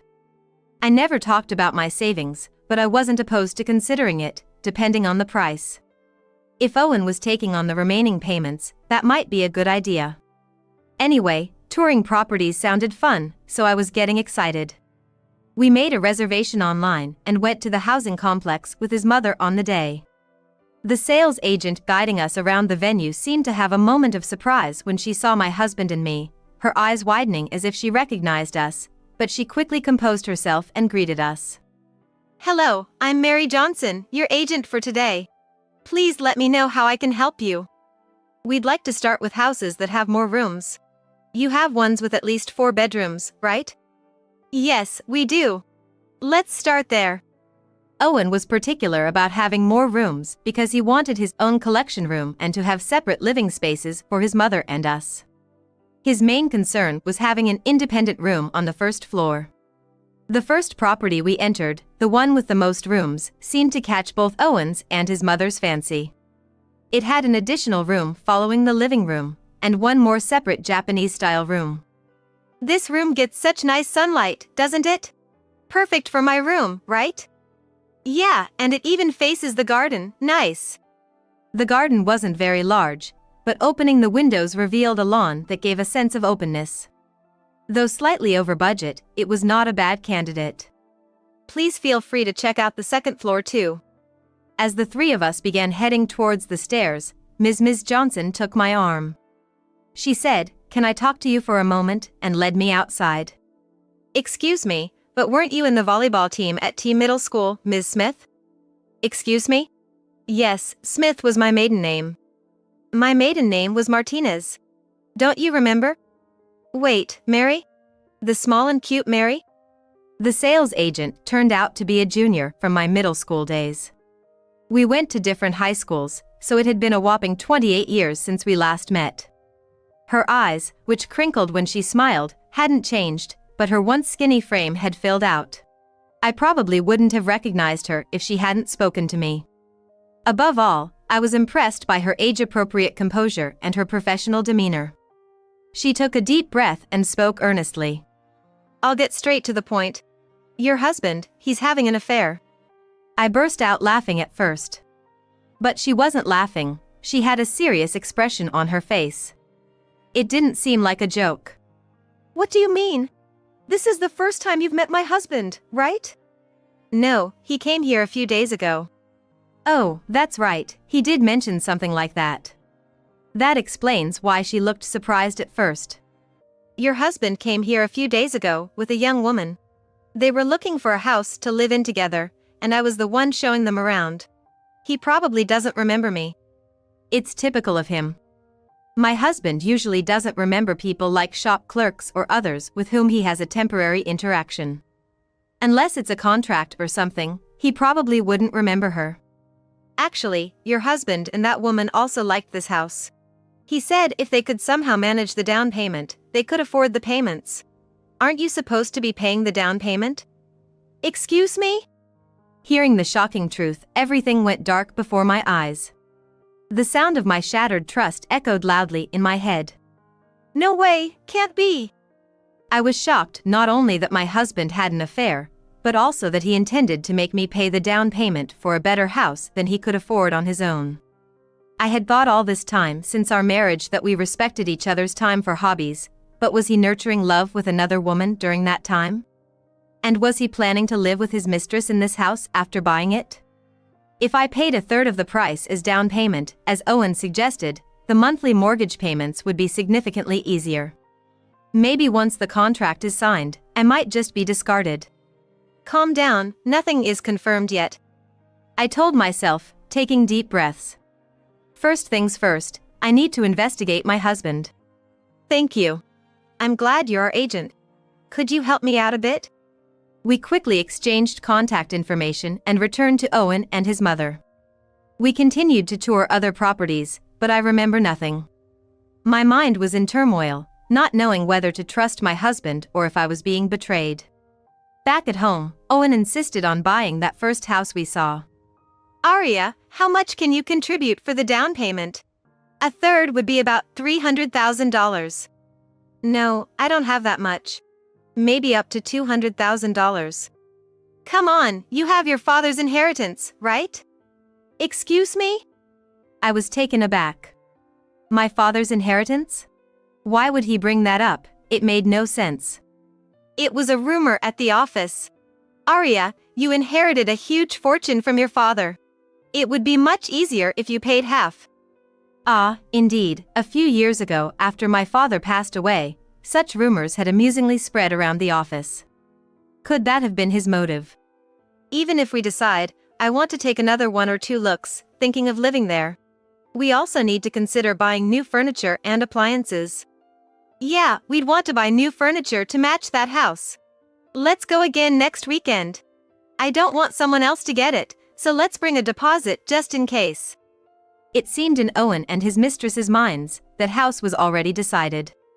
If this is true, I'll gather evidence and bring my husband down to hell.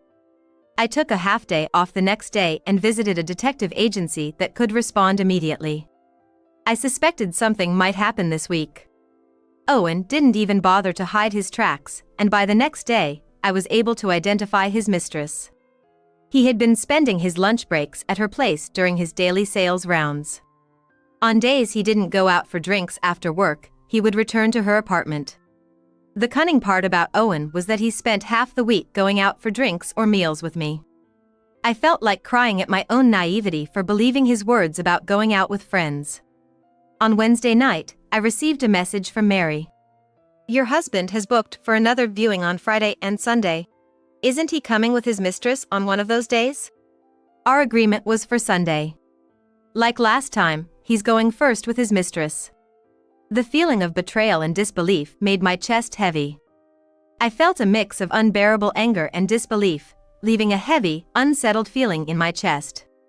For now, I informed my father-in-law over the phone that I was considering divorce. It would be better to tell my mother-in-law after everything was decided. I'm really sorry for my foolish son. If you're planning to confront them on Friday, I'll join you. It's not fair to be 2 against 1. His words were comforting, and I decided to let her father scold her in front of the mistress. Then came the decisive Friday. I met my father-in-law at an old coffee shop near the station after work. As we walked towards the housing complex, Mary called. He's arrived, but your mother-in-law is with them. My mother-in-law too? Yes, she was introduced as the lady's sister just now. I was speechless. What does this mean? Why are the 3 of them together?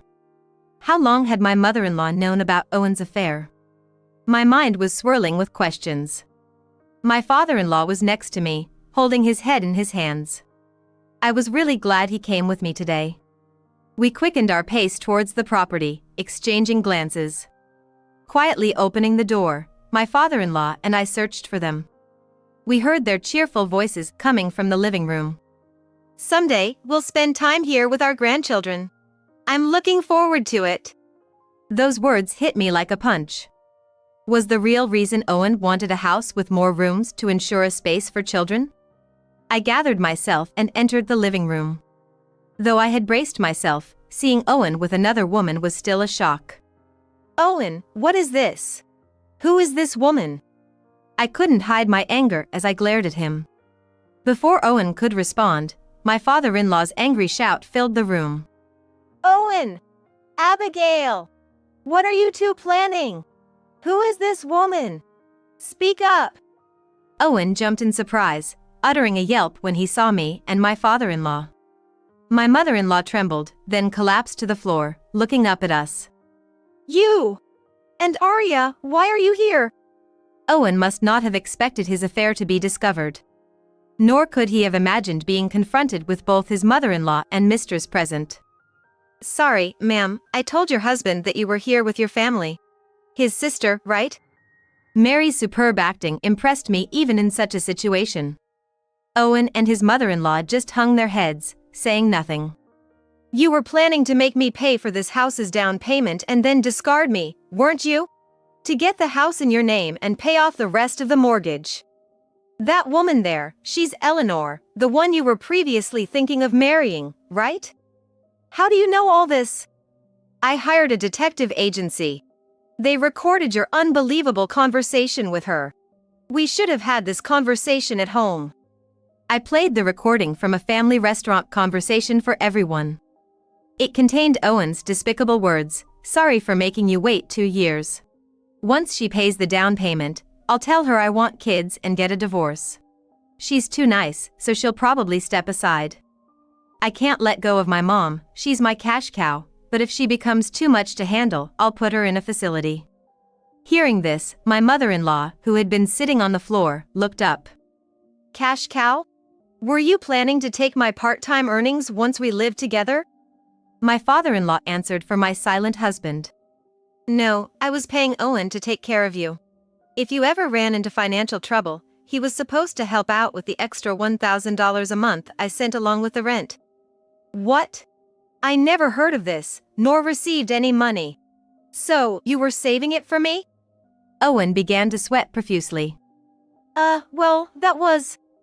Wait, the $1,000 you've been giving me for saving up to buy a house. My father-in-law sighed deeply, deeply disappointed. So you were the one misusing the money, not your mother. Shocked, my father-in-law fell silent. In the meantime, I asked my mother-in-law something I had been wondering. When did mother-in-law join forces with the two of them? Recalling the days of daughter-in-law training, it seemed unlikely she had been deceiving me from the start. Not long ago, Owen told me to cooperate for the sake of a house and grandchildren. I'm sorry, so sorry. My mother-in-law trembled, seemingly frightened by my father-in-law's gaze.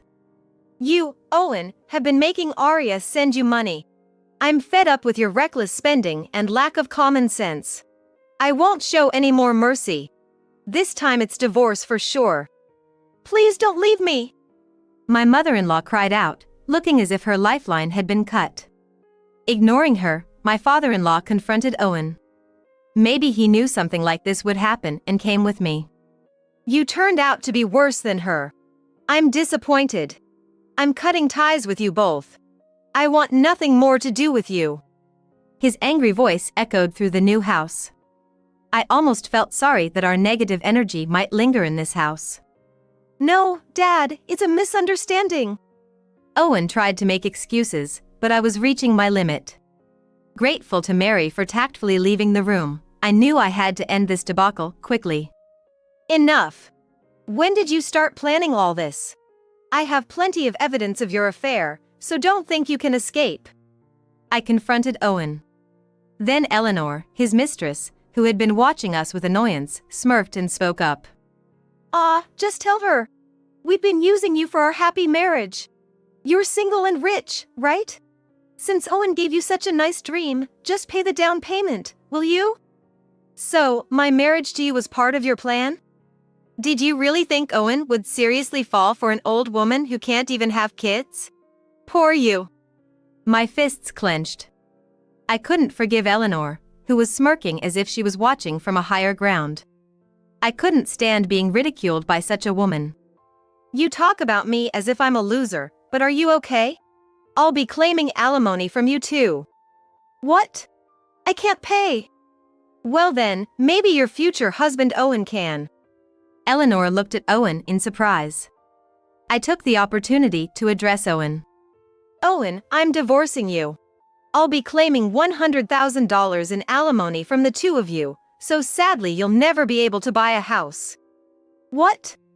I had a fairly enjoyable marriage, but for you, it was just a waste of time and money. By the way, I've already consulted with our colleagues at the office. Owen's face turned pale. He probably thought I would quit my job after the divorce.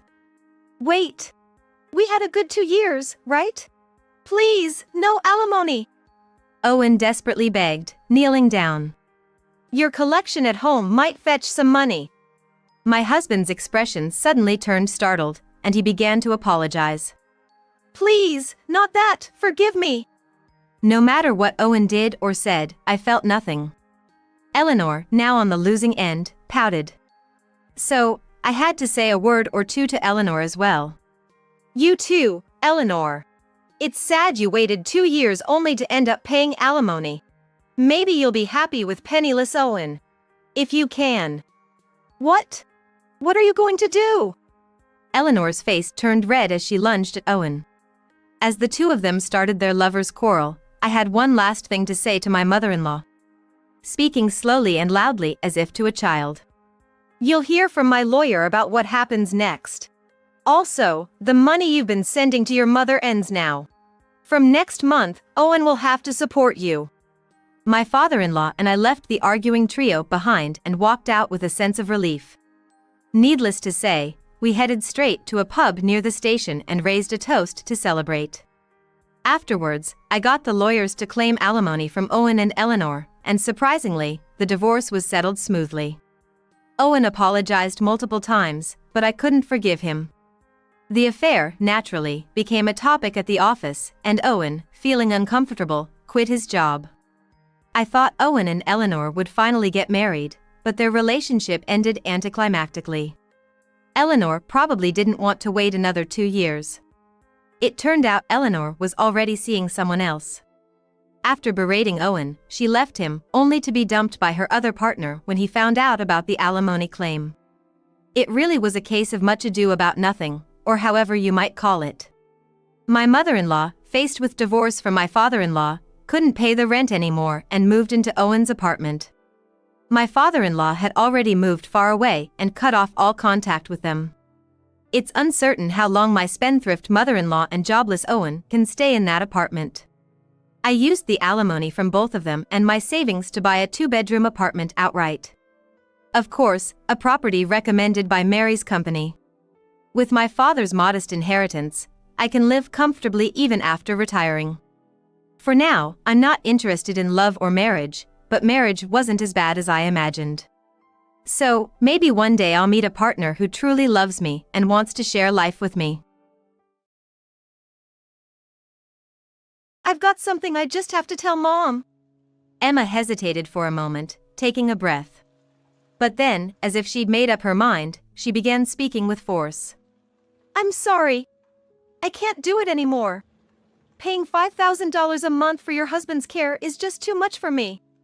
I've reached my limit, she said, tears streaming down her face.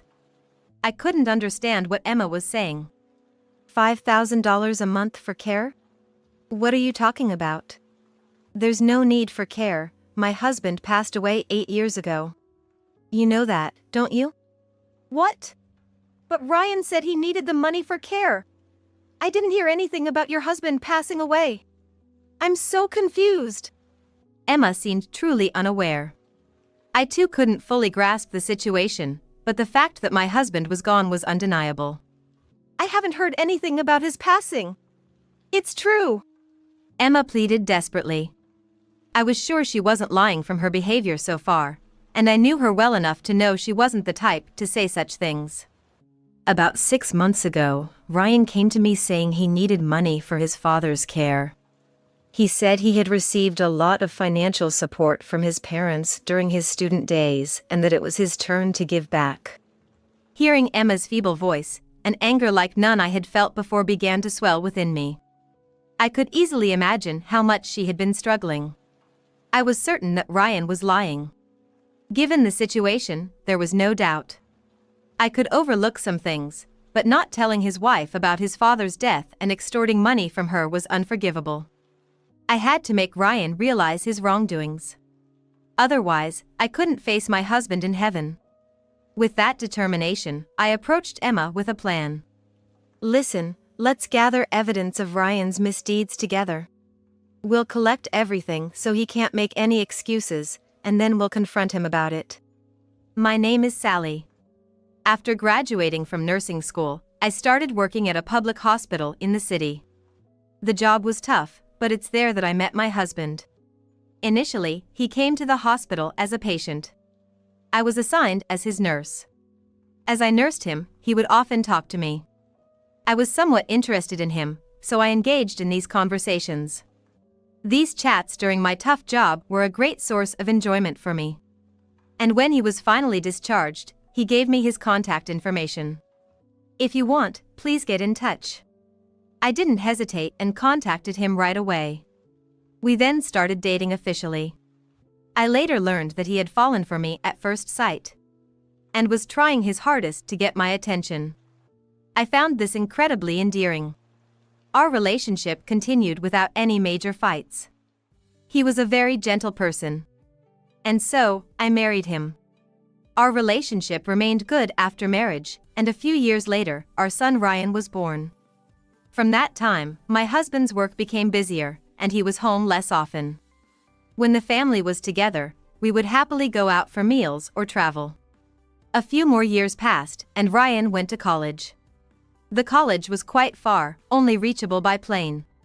I felt anxious sending my son so far away, but reminded myself it was for his future. Ryan would come home during long vacations. He didn't seem much different, actually seemed brighter, so I felt reassured. But being a science major, his education was quite expensive. Ryan often asked me for money. Mom, I'm sorry, but I'm short this month. I need more money. Didn't I just send you some? What are you spending all this money on? It's for college stuff. All the books they ask us to buy are specialized and really expensive. And then there's equipment for research, materials, and so on. Ryan pleaded desperately. There's also living expenses. It's really tough, you know. I'm working a part-time job, but it's still not enough, he said in a near-crying voice. Hearing his voice made my heart tighten. I imagined how lonely Ryan must feel, living far from home. Our own life wasn't easy, but I thought I must help him no matter what. Okay, I'll send it within the week, don't worry. Thanks, Mom. Ryan sounded so happy when he heard my response. Just hearing that made me feel inexplicably happy. This continued until Ryan graduated from college. After graduation, he successfully got a job in a company in a city. I would have preferred him to come back home, but it couldn't be helped. The college was a distance that required a plane ride, but now it's reachable by train. It's closer, so that's good. But Ryan seems busier with work and hardly comes home anymore. Hey, Ryan. When are you coming home next? Let me know when you decide. Sorry, Mom. Work's so busy, I don't think I can make it. It's almost like I don't have days off. I can get called in by my boss unexpectedly, so I can't really come home. I see. It's tough, but it's good to work hard. Just don't overdo it. If you're feeling overwhelmed, make sure to talk to me. Yeah, I got it. Thanks. Ryan said and quickly hung up. His somewhat indifferent attitude hurt me. But I convinced myself it was inevitable. Ryan's a grown man now, and I probably shouldn't meddle too much. Trying to suppress my loneliness, I told myself this and refrained from calling him. I didn't want to disturb his work. For a while, we didn't contact each other. However, one day, Ryan called out of the blue. Hey, Mom, it's been a while. Everything is good? I'm fine. What's up? Well, I'm getting married. What? What do you mean? I met someone and we just clicked. We've decided to get married. I've already met her parents. We'll be coming home soon to introduce her to you. Okay, I'll be waiting, I said, hanging up. Ryan was finally getting married. Just thinking about it made my heart race. What kind of woman is she? Will I get to see my grandchildren? All sorts of thoughts raced through my mind. I happily marked the calendar for their visit. And finally, the day arrived. Ryan's girlfriend, Emma, was a quiet, beautiful, and kind-hearted woman. I liked her right away. She seemed perfect for Ryan. There was no reason to oppose their marriage, and things moved quickly. Ryan and Emma got married without a hitch. After the wedding, when Ryan was home, Emma helped me with my work. She seemed to think highly of me, and there were no mother-in-law and daughter-in-law issues. But as time passed, Ryan became busier and had less time to visit home. The phone calls became rarer, and now there were none. I felt lonely, but I guess young people prefer spending time with each other. Out of consideration for Ryan and his wife, I decided not to call unless it was an emergency. After that, our communication was minimal. Except for a call on my birthday, there was no interaction for a long time. But a year later, I suddenly received a call from Emma. "Hello, Sally. It's been a while," she said in a somber tone. I was concerned by her mood but didn't want to pry. "Oh, Emma. Long time no see. Is Ryan doing well?" "Yes, he's fine. But there's something I have to tell you." "What's the matter? Something happened?" Emma hesitated for a moment. Then, as if making up her mind, began speaking forcefully. "I'm sorry, I just can't do it anymore. Paying $5,000 a month for your husband's care is too much for me. I've reached my limit," she said, crying. I couldn't understand what Emma was saying. $5,000 a month for care? What are you talking about? "Don't joke with me." "But there's no need for care. My husband passed away 8 years ago. You know that, don't you?" "What? But Ryan said he needed money for care. I didn't hear anything about your husband passing away. What's going on? I'm so confused." Emma seemed genuinely unaware. I too couldn't fully grasp the situation. But the fact that my husband was gone was undeniable. "Listen, Emma. My husband passed away 8 years ago. His chronic illness worsened, and indeed, he had required care before that," I said, trying not to upset Emma. "I told Ryan how hard it was to take care of my husband. But I never asked for money." "I can't believe it.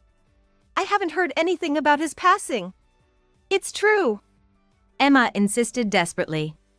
I was sure she wasn't lying from her behavior so far. I knew her well enough to know she wasn't the type to say such things.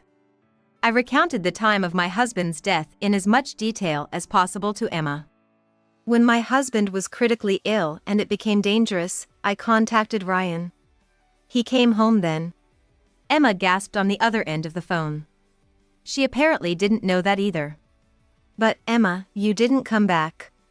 I heard you were busy with an overseas business trip and couldn't make it back," I said, feeling a pang in my heart.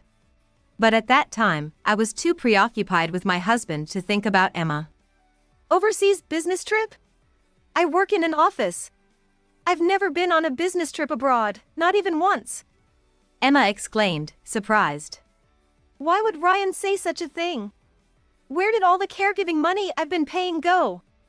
Emma was clearly shaken on the phone. But after a while, she began to explain the situation. "About 6 months ago, Ryan came to me saying he needed money for his father's care.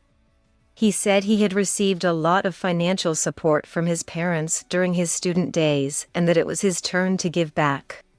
Hearing Emma's feeble voice, an anger like none I had felt before began to swell within me. "So, at first, I willingly paid. But the amount kept increasing, and now it's $5,000 a month," she said with a deep sigh. I could easily imagine how much she had been struggling. "Even so, I've been using my savings to make the payments, but honestly, I can't do it anymore. That's why I called you." Hearing her words, I was sure Ryan was lying. The situation was clear. I couldn't overlook it, not telling his wife about his father's death and extorting money from her. If this demand escalated, it could even lead to a serious incident. I had to make Ryan realize his wrongdoings. Otherwise, I couldn't face my husband in heaven. I decided and then proposed a plan to Emma. "Emma, I believe you. It's clear Ryan is lying." Really? I was so foolish. I should have told you sooner. Then this wouldn't have happened. No, it's not your fault. But we can't just let this go. Listen, let's gather evidence of Ryan's misdeeds together. We'll collect everything so he can't make any excuses, and then we'll confront him about it. What should I do? Well, Emma, I'd like you to collect any evidence you can find at home. Maybe in his study? There should be receipts and documents. I'll hire a private investigator to look into Ryan's background. He's probably up to more than this. Okay. I'll be careful and gather the evidence. I'll also use social media to see if I can find any information about Ryan. I'll contact you if I find anything. She ended the call. Initially, she was shaken, but not anymore. She was determined to thoroughly search for evidence. I searched the net for a private investigator and immediately requested an investigation into Ryan. A few weeks later, I visited Ryan's house. I had asked Emma when Ryan would be off. Emma guided me into the living room. Ryan, unaware of anything, was relaxing there. He was surprised to see me. "Mom, what are you doing here? You should have told me you were coming." "Sorry for not informing you. I just needed to talk to you about something." All right. But I have something to do now. I'll hear the details from Emma. Ryan seemed to have sensed something. He suddenly stood up, agitated, and tried to leave. Sit down. I shouted at Ryan. He was startled and fumbled around. Emma, expressionless, went over to Ryan and made him sit on the sofa. Ryan looked back and forth between me and Emma, clearly disturbed. You see, Ryan, I got a call from Emma the other day. She said you've been making her pay $5,000 a month for caregiving. Ryan's expression twisted, and he bit his lip, realizing his actions had been exposed. But that's strange, isn't it? Since Dad's no longer with us. Whose caregiving costs are these? Tell me. Ryan didn't answer for a while. He looked down, scratching his head. No answer? Then I'll change my question. Emma didn't know about Dad's death. Emma watched Ryan with cold eyes. You said she couldn't come because she was on an overseas business trip, right? But Emma has never been on a business trip abroad, let alone any trip. What about that? Ryan still said nothing, looking down. Say something!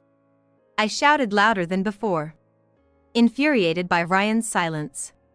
Emma was also staring at Ryan sternly, lips tightly sealed. Ryan sighed heavily and rubbed his face with both hands. Listen, we already know you've been lying. We've gathered plenty of evidence, so keeping quiet now is pointless. I said, trying to reason with him. Confronting him aggressively wouldn't make him reflect. I wanted him to understand why his actions were wrong. Now, about the $5,000 you swindled from Emma. What did you use it for? Tell the truth.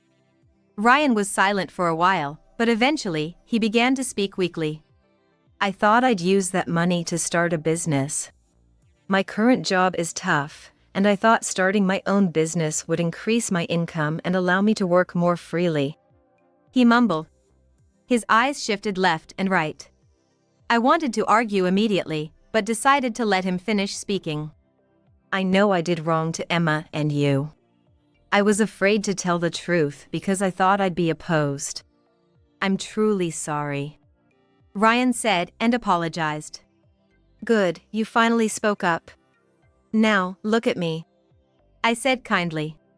Ryan looked up, relieved, but then I dropped papers and photos in front of him. There were reports from the private investigator and documents Emma had found at home. Ryan's face turned pale at the sight. Looks like you've been in debt since college and even squandered money on nightclubs. You've been living quite lavishly, haven't you? And that's not all. You even made debts in my name. Emma added, pressing the documents against Ryan's face. Did you think $5,000 a month wasn't enough? Am I just a convenient ATM to you? Say something. Emma seemed to have reached her limit. Grabbing Ryan by the collar, shaking him. Remember, Ryan, I told you, we know all about your lies and have all the evidence. I said, stopping Emma and explaining again to Ryan. Ryan, now frightened by Emma's scolding, listened silently. We know how you've been spending your money, what your private life is like, everything. So trying to hide it now is useless. Ryan groaned softly, ruffling his hair. I didn't let that distract me and kept talking. We want to hear everything from you. Understand? So, tell us everything. Ryan finally seemed to give in, starting to talk while shedding tears. I'm sorry. I'm really sorry. It was all a lie. He confessed, tears falling to the floor. In college, I asked for money for study materials, but it was all for fun. I wasn't working. I spent all the money on shopping and hanging out with friends. I finally felt a bit relieved that Ryan was telling the truth. What did you do after you started working? After I started working, I went to nightclubs. I took a liking to one of the girls there. I had to pay a lot to get her attention, or she wouldn't even look my way. But you were clearly spending more than you were earning, right? How did you manage that? By the time I realized it, I couldn't borrow money under my own name anymore. But I had to pay off my debts. So I borrowed money using Emma's name. I secretly took her ID and processed it online. Emma seemed about to say something when she heard this. But I gestured to her to wait. I had decided to let Ryan confess everything first. I had no other choice. But that failed too, so I started swindling money from Emma under the guise of caregiving costs. I'm really sorry. Ryan then broke down, crying loudly like a child. But the ones who should be crying are Emma and I. I exchanged a look with Emma and sighed heavily. Ryan's pitiful state seemed to have dampened her spirit to reprimand him. After sobbing for a while, Ryan apologized again. I'm truly sorry. I deeply regret my actions.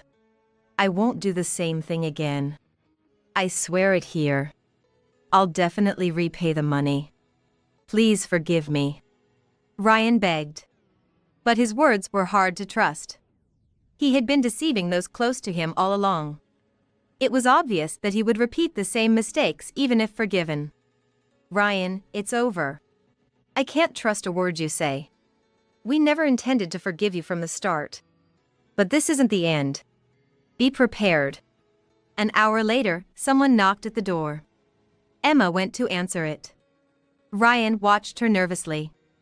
The women who came in with Emma.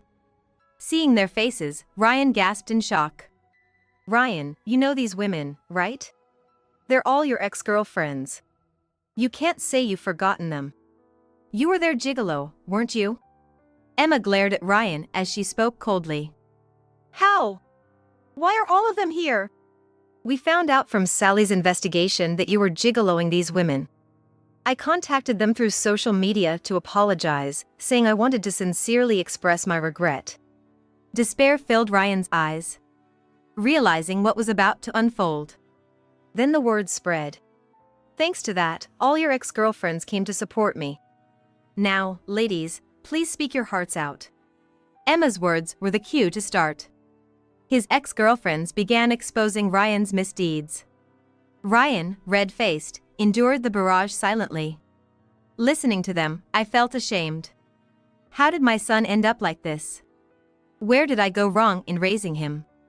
Hearing the revelations, I felt so embarrassed that I wished I could just disappear into a hole. After the revelations, Emma placed a divorce paper on the table. Ryan, I can no longer live with you. Please sign here and now. Also, write a pledge to pay alimony and repay the loans you took without my knowledge. No, wait. Emma, let's calm down. This isn't right. I'll really change. Please reconsider. I can't make it without you.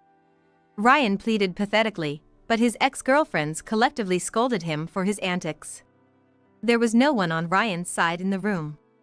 Eventually, Ryan reluctantly agreed to their divorce and wrote a pledge to comply with Emma's demands. After finishing, he turned to me, tears streaming, begging for help. Mom, I'm really sorry. This is my last selfish request. Please help me repay the money. I realize I did terrible things by deceiving everyone. But I can't handle this alone. Please. Sally, you don't need to help this man. Just leave him be. I stared deeply into Ryan's eyes, recalling all the memories we shared. The warmth of holding him for the first time, the happy days spent with him and my husband, the sadness of sending him off to college. All these memories felt like they happened just yesterday. No matter how bad he was, he's still my irreplaceable son. All right, Ryan. No matter what you've done, you're still my precious son. Ryan's eyes lit up with joy at my words. I don't think I'm entirely blameless. Maybe I made you feel lonely without realizing it. I spoke, feeling truly sorry for Ryan in my heart. So, I'll take responsibility. I'll take care of you till the end. I promise. Thank you, Mom. Really, thank you. Ryan clutched my hands, crying. That's when it happened. Someone visited again, and Emma went to answer it. Several well-built men in suits entered the living room. Hello, we're the ones you requested. Is this Ryan? One of the men asked in a deep voice. Yes, that's him. We're done talking, so you can take him now. Sure.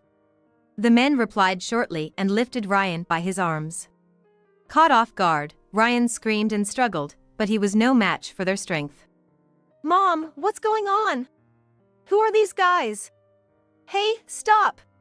Let me go! I do want to help you get back on your feet, Ryan. But I'm too old to handle it. So I consulted with a private investigator, and they recommended a good rehabilitation facility. I explained, pausing as my heart ached. Tears welled up in Ryan's eyes as he looked at me. I steeled myself and continued. You will be straightening out your rotten ways there. This is the last kindness I can offer you. This can't be happening. You can't do this. Let me go. Please, Emma, someone, help me. Ryan pleaded desperately, but Emma and his ex-girlfriends didn't move. They just watched him coldly. Don't worry. It's not a dangerous place. You'll just have your daily life and work managed while living there. If you're truly sorry, you'll listen, right? No, I don't want this. I swear. I'll really change, so please help me. Despite his struggles, Ryan was taken away. Only then did I allow myself to cry. I never wanted to do this. But the problem was too big. If I didn't act, Ryan would continue to bring misery to himself and others. I'm sorry, Ryan. I apologized from the bottom of my heart. Emma came over and comforted me. Her eyes were also filled with tears. With Ryan in the facility, all the problems were temporarily resolved. The debts he created were his to repay. He's been making monthly payments into Emma's account without fail. The amount was too large for a lump sum payment. So it will take a long time to settle. But it's a consequence of his own actions. The staff from the facility occasionally update me on Ryan. At first, he tried to escape whenever he had the chance. However, after being earnestly educated by the staff, he's now quietly living his daily life. I hope he truly reforms from the heart. Since then, Emma has been living alone. Thankfully, her salary is sufficient, so she's not struggling. I feel deeply sorry for what happened. Emma could have been dragged into a life-altering situation due to a debt she knew nothing about. I can't apologize enough to her. But Emma doesn't seem to hold anything against me. To her, the fault lies solely with Ryan, not me. In fact, Emma still visits my house every few months. Mainly for tourism, but she brings various souvenirs, chats, and helps with household chores. Our relationship as in-laws may have ended, but it feels like we've grown closer. For me, who lost my husband and sent my son to a facility, Emma's visits are a great joy. Now, I look forward to her visits as I live my life peacefully alone. Please come over to our house tonight. I want to treat you to a meal I've prepared just for you. In a normal family, this would be grateful, but I harbor doubts about my daughter-in-law Julie's attitude. Just 3 days ago, I had scolded Julie for neglecting her child-rearing duties under the excuse of her part-time job. Yet now, Julie, who never cooks, suddenly wants to treat me to a meal. What's the reason behind this? As I pondered this, my response was delayed, and she added, "I'm always in your debt, aren't I? After you scolded me the other day, I finally woke up. I need to be more like a mother."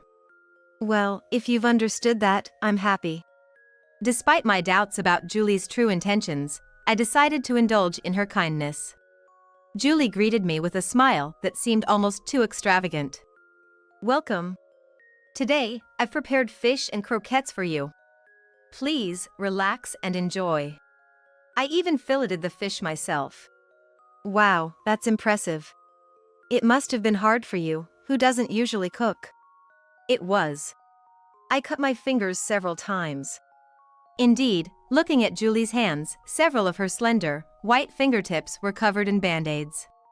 I began to think that maybe she really did put effort into cooking for me. "Come, take a seat." I sat down as she suggested, and there were 2 croquettes on the plate. "Try these croquettes. They're freshly fried." With a mischievous smile, Julie offered me the croquettes. "My name is Olivia, and I'm 62 years old.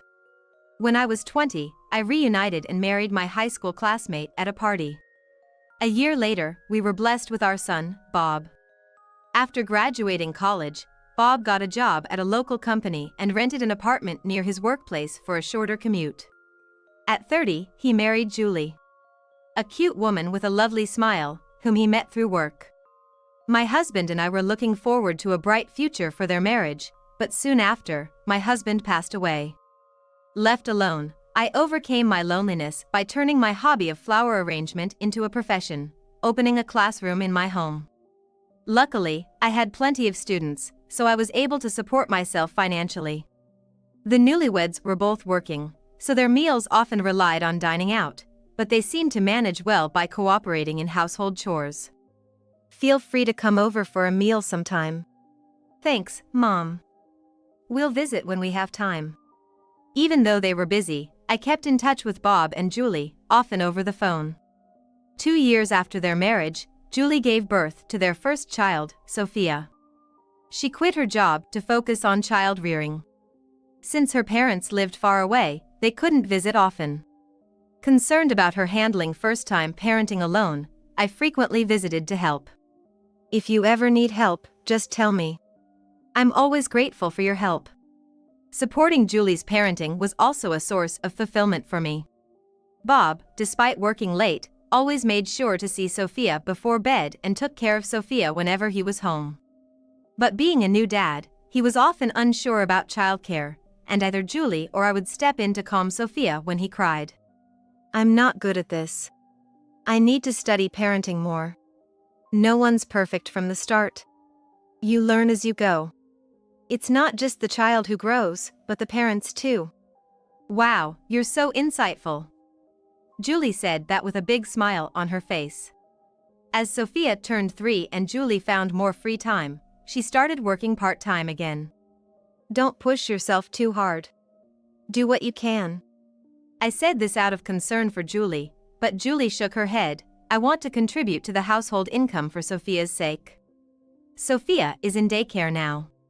That's great. I'll take care of Sophia on daycare's days off since my classes are off too. Thank you for everything. I felt more embarrassed than grateful. My true intention was just to spend more time with Sophia. With Julie working part-time, she was out of the house more, and household chores and childcare often took a back seat. Still, Bob and I decided not to interfere, understanding she must be tired from returning to work. On my days off from teaching flower arrangement classes, I'd often take care of Sophia, suggesting to Julie and Bob, "Why don't you two go out for a movie or something, have some alone time?" "Where's Mommy and Daddy?" Mommy and Daddy are off to power up so they can keep protecting you, Sophia. Wow, that's amazing. Yet, when Julie returned from their rare date, she looked exhausted. Seeing her deep sigh, I asked, "Didn't have fun?" "Not really, it was so crowded." Bob replied to her, looking unhappy. I wondered if my good intentions had unintentionally caused them trouble. Months passed, and one day, Julie came over with Sophia. Are you off to work again today? Yes, I'll be busy all day, so please take care of Sophia, Julie said, bowing her head. I found it odd. Isn't your job at the local supermarket? Is it that busy all day? Julie hesitated for a moment, then said, I've increased my hours recently. After a few months, I realized my income wasn't rising as much as I'd hoped. She quickly changed the subject. Anyway, can you teach me your cooking sometime? Sophia loves it. I didn't press further, agreeing with a smile, sure, when we find the time. But I felt that day might never come. From then on, Julie not only left Sophia with me but also started asking me to do their house cleaning and laundry. Entering their home, I'd often sigh at the sight. It was clear Julie hardly touched the cleaning or laundry. Even with more work hours, shouldn't you be able to handle this much? Grumbling to myself but not wanting to leave it as it was, both for hygiene and Sophia's sake, I started cleaning right away. Opening the fridge, I found it nearly empty, with used ready meal containers carelessly tossed in the sink. It was heartbreaking to see Sophia living in such conditions, quietly drawing in the living room. My dissatisfaction with Julie grew day by day, eventually leading to a confrontation. Please take care of Sophia today, and the cleaning too. Oh, and can you throw out the piled up newspapers as well? Julie said, about to leave as usual. Hold on a minute. I have something important to discuss with you, I said sternly. Julie, taken aback by my tone, turned around. I'm not just a convenient babysitter for you to dump Sophia on every time you use work as an excuse. I know. I feel bad about it and I'm reflecting on it. Really? It doesn't seem like it. Confronted with my stern tone, Julie momentarily halted her rebuttal. Not only Sophia but also pushing the cleaning and laundry onto me. Do you think I'm some kind of maid? I didn't mean that. Then why don't you try to do some of it yourself? I'm just so tired from work every day. I sighed at her repeated excuse. I understand you're tired, but there are ways to manage. Like learning easy recipes or doing a bit of cleaning daily. It's sheer laziness, I must say. I knew I was being harsh, but I felt it was necessary. I felt that if I didn't speak up like that, Julie would continue to take advantage of my kindness indefinitely. I didn't want Julie to think it was okay to leave all the housework and childcare to others. If we couldn't speak honestly out of fear of ruining our relationship, we couldn't call it a good one. Sometimes, you have to be tough. I'm sorry. I'll be more careful. Julie apologized with a sulky face.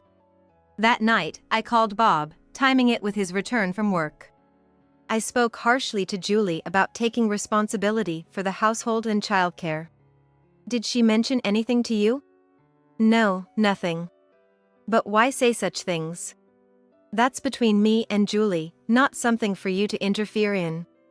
Bob replied, slightly annoyed. It's not nonsense. You saw how dirty the house was, how much laundry there was. Why don't you, as her husband, say anything? Bob sighed audibly. I always clean up when I get home. Julie's tired from her new job. Besides, the old-fashioned idea that housework is only a woman's job is outdated. That's not the point. You're tired from work too, right? Why don't you both cooperate? The way things are, it's just not right. All right, I'll talk to Julie about it. Bob promised, though unconvincingly. After that, Julie gradually stopped pushing housework and childcare onto me. I was relieved, thinking she had reflected. However, when Sophia started elementary school, things seemed to revert back to how they were. On the weekends, Sophia always comes to my house with a backpack to stay the night, and even on weekday nights she often comes to my house for dinner. Sometimes, after school, Sophia wouldn't go straight home but instead head to my place with her backpack, saying, "Grandma, I'm home." "That's not right, this isn't your home," I'd say with a laugh, to which Sophia would seriously reply, "Well, I'm gonna eat here anyway, might as well stay over tonight, right?" Julie seems to still be using her part-time job as an excuse for coming home late. Bob, too, has been coming home late more often since his promotion, and his business trips to other states have increased. It's understandable given their positions, but leaving an elementary school kid alone with both parents away. Dinner should ideally be eaten at home with family. Do I bother you when I come here, Grandma? Sophia looked at me with sad eyes, so I hurriedly said, of course not. I love it when you enjoy my cooking so much. But doesn't your mom cook for you? Sometimes when she's home, she heats up pre-made meals or boils water for instant noodles. Sophia answered as if this was a sign of her mother's kindness. All right, you can stay over tonight. Again, Julie's shortcomings seemed to come to the fore. Sighing, I pulled out Sophia's dirty clothes from her bag. What's this? There's a hole. I fell while playing soccer with friends a while back. Mom said she'd fix it when she's less busy. How long ago was that? Right after spring break, I think. Summer break was almost here, which meant Sophia had been wearing her gym clothes with a hole all this time. I'll sew it up for you while I do the laundry. Thanks, Grandma. But no leaving carrots on your plate. Sophia sneakily tried to hide the carrots she disliked at the edge of her plate. You need to eat your veggies to grow big and strong. I pretended to be stern, and reluctantly, Sophia put the carrots in her mouth, making a face at their taste and texture. The next morning, I visited Bob and Julie's house and ran into Julie just as she was leaving. Julie, enough is enough. What's the matter with you, yelling so early in the morning? You're giving me a headache. Julie frowned with an annoyed expression. I told her about the clothes from last night. Julie said, "Oh, I forgot about that." It's not a laughing matter. Can't you act a bit more like a mother? Sophia feels sorry for you. I'm busy with my job. You know that. Busy moms aren't just you. Others work hard without complaining. Yet you. Are we done? I'm in a hurry. Don't want to be late and get scolded by my boss. Julie ignored my attempt to stop her and left. 3 days later, Julie called me. Please come over tonight. I want to treat you to a meal I've prepared for you. In a normal family, this would be a happy occasion, but I had my doubts about Julie's attitude. Why would Julie, who never cooks, suddenly want to treat me to a meal? As I hesitated to respond, she added, "I've always been a burden on you. After you scolded me, I realized I need to be more motherly." Well, if you understand that, I'm happy. Despite my doubts about her true intentions, I decided to accept her invitation. Arriving at their house, the delicious smell that greeted me. It suggested Julie had indeed cooked. Julie welcomed me with an exaggerated smile. Welcome. Today, I prepared fish and croquettes. Please, take your time. I even filleted the fish myself. Wow, impressive. Must have been hard for you, who doesn't usually cook. Yes, I cut my fingers several times. But I learned from a housewife who shows how to fillet fish on a streaming service. Indeed, Julie's slender, white fingertips were covered in band-aids. Maybe she really did put effort into cooking for me, and I slightly revised my opinion of her. Come, have a seat. As I sat down, I noticed 2 croquettes on the plate. Let's eat these croquettes while they're still warm. Sounds good. Sophia isn't back from school yet. Let's enjoy the croquettes. Just then, the front door opened, and Sophia's energetic voice called out, "I'm home." Oh, you're back already. What? Grandma's here too. Sophia and I high-fived with joy. Mom made croquettes today. Go wash your hands first. These were prepared for Grandma. It's okay. Sophia would want some too. But... Julie looked perplexed. After washing her hands, Sophia rushed to my side and sat down next to me. Wow, these croquettes look delicious. No, you can't have those. I made them for Grandma. Julie scolded with a stern face, but I smiled and said, "I'll just take the thought. Go ahead, eat them while they're still warm." I passed my croquettes, meant for me, to Sophia, who must have been hungry. Thank you, Grandma. Just as Sophia was about to bite into the croquette, Julie shouted in a voice I'd never heard before, "No. Not that one." What's wrong, Mom? Sophia stopped and looked at her mother, puzzled. Sorry for startling you. That croquette actually has carrots in it, which you hate, right? I'll make you another one without carrots later. Hearing this from Julie, Sophia let go of the croquette. You still need to eat your veggies. They're tasty, give them a try. I encouraged her with a smile. Sophia hesitated, then suddenly said, "Grandma, can you check if there's a letter in the mailbox? I think there might be one." Curious, I stepped outside to check, but found no letters. Sophia was clearly stalling to pick out the carrots from her croquette, such a transparent plan. I chuckled to myself. There was no letter, I said, returning to find the croquette split in half, as expected. But Sophia sat with a troubled look, facing the halved croquette. What's wrong? Aren't you eating? Grandma, there's something weird about this croquette. It has a bone in it. A bone? What do you mean? I examined the croquette and indeed, something sharp and bone-like was poking out. When I split it with my chopsticks to remove the carrots, this bone popped out. It's strange for a croquette. What's this about, Julie? Julie remained silent, looking down. Further investigation revealed not just one bone, but several, chopped into pieces and stuffed into the croquette. It could have caused a serious injury if eaten unknowingly. The reality in front of me sent chills down my spine. Julie had said she filleted fish for grilled fish, but could the bones have mistakenly ended up in the croquette? No, that seemed impossible. It's impossible that such a large chunk of bone could have been mistakenly put in. It's more reasonable to think it was intentionally added. Let me check something. When I said, standing up, Julie tried to stop me, but I brushed her arm off and headed to the kitchen. I rummaged through the trash and found the fish head, but no other bones. Strange, where did all the bones go? Back at the table, I broke open the other croquette, which turned out to be just a normal one. So you went that far, Julie? Anger and disdain for Julie welled up inside me. Then Bob came home from work. What's all this noise? I could hear it from outside. Oh, Mom, you're here. What happened? I revealed to Bob the entire plot that had just unfolded. Julie, is what Mom's saying true? Julie glared at me in silence. I'm asking why there were bones in the croquette. I don't know.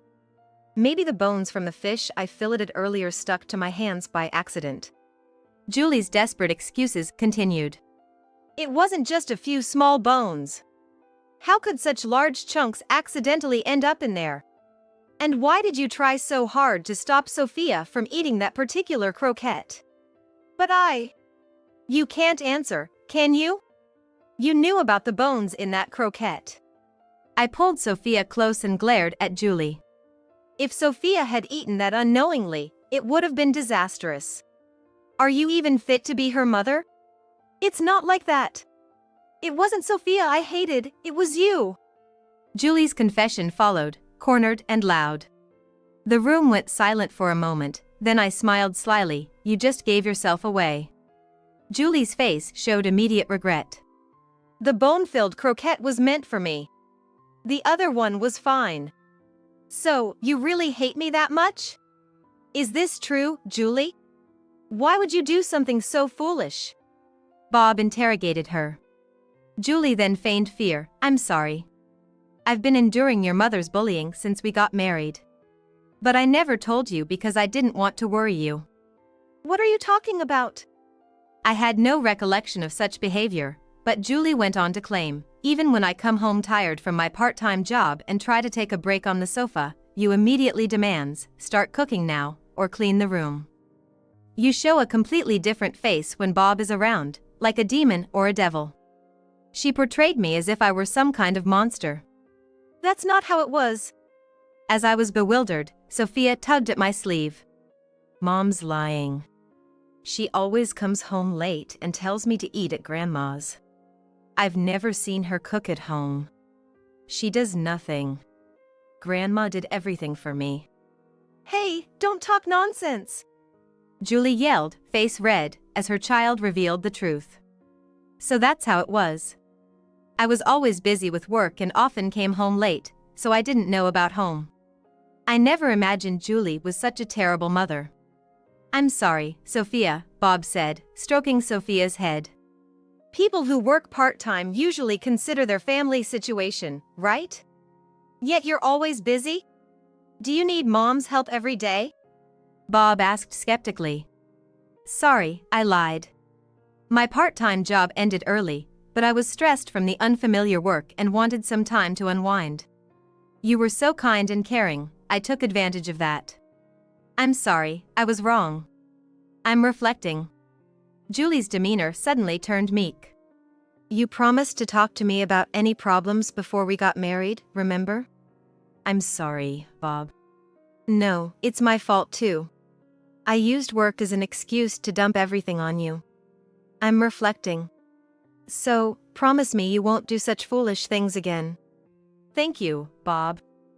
I don't want to do that again. I promise. As the couple's relationship seemed to mend, I noticed Julie smirking. Julie, you're hiding something from us, aren't you?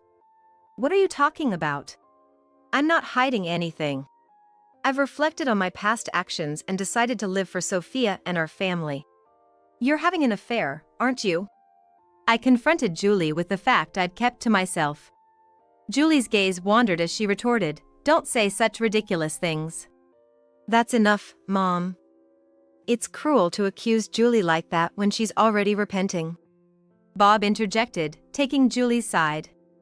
I pulled out a brown envelope from my bag, opened it, and urged, "Can you still say the same after seeing this?" What is this? No way! The envelope contained a report from a private investigator I'd hired. Soon after Sophia started daycare, Julie began frequently dumping childcare responsibilities on me. Suspecting something was off, I had hired a private investigator to look into it. It revealed that Julie had been secretly dating a younger man shortly after Sophia started daycare. Furious at this revelation, I scolded Julie without disclosing her affair, and afterward, she gradually stopped leaving Sophia with me. After receiving reports from the infidelity investigation showing no further developments, I was relieved, thinking Julie had reformed and started to take childcare seriously. However, as soon as Sophia started elementary school, Julie once again began to neglect childcare and household duties. A renewed investigation showed a shocking twist. Her new lover was a completely different man. Julie was the kind of woman who indiscriminately dated any man she took a liking to. Wrong! This is wrong! You're misunderstanding. Maybe the private investigator twisted the facts because he wanted his success fee. Julie continued with her implausible excuses. Sophia pulled my sleeve again. Mom used to dress up in fancy clothes and leave late at night when Dad wasn't around. A man would wait in the parking lot and take her away in his car. I saw it many times. And when Dad was coming home, Mom would return home too, so Dad never realized she was going out. That's a lie. Believe me, I never cheated. Even if you were stressed, how could I trust you after you tried to hurt Mom with the fish bone in the croquette? It's over between us, Bob said, picking up Sophia. Do you want to live with Grandma? Sophia nodded emphatically. That's it, Julie. Bob and Sophia are leaving. As we left Julie standing there bewildered, Bob consulted a lawyer with the investigator's report. His intention to divorce was firm. Sophia expressed her desire to live with her father and grandmother, completely refusing to return to Julie. As a result of the mediation, the divorce between Julie and Bob was officially finalized. Bob sought child support, successfully claiming from Julie. It seemed Julie's cheating partner had reasons and wanted to quickly resolve the issue, so he is no longer in touch with her. Bob and Sophia began living with me. Finally done with work for the day, Bob said, stretching as he emerged from his room. Bob switched to fully remote work. He said, I want to spend more time with Sophia. He seemed much happier now. Shall we have dinner early? Bob suggested, rubbing his stomach. Yeah. I'm starving. Sophia stood up from the TV. Is that okay, Mom? Dinner's ready. It's Sophia's favorite meatloaf. Yay! I love your meatloaf, Grandma. But no carrots, please. No, eat your vegetables. Thanks to me not liking carrots, Grandma didn't get hurt by the bone. So I shouldn't have to eat them, right? Sophia pleaded. That's a different matter. They're tasty, so eat up. Okay. Sophia agreed to eat the carrots, albeit reluctantly. I felt immense joy watching Sophia grow up before my eyes.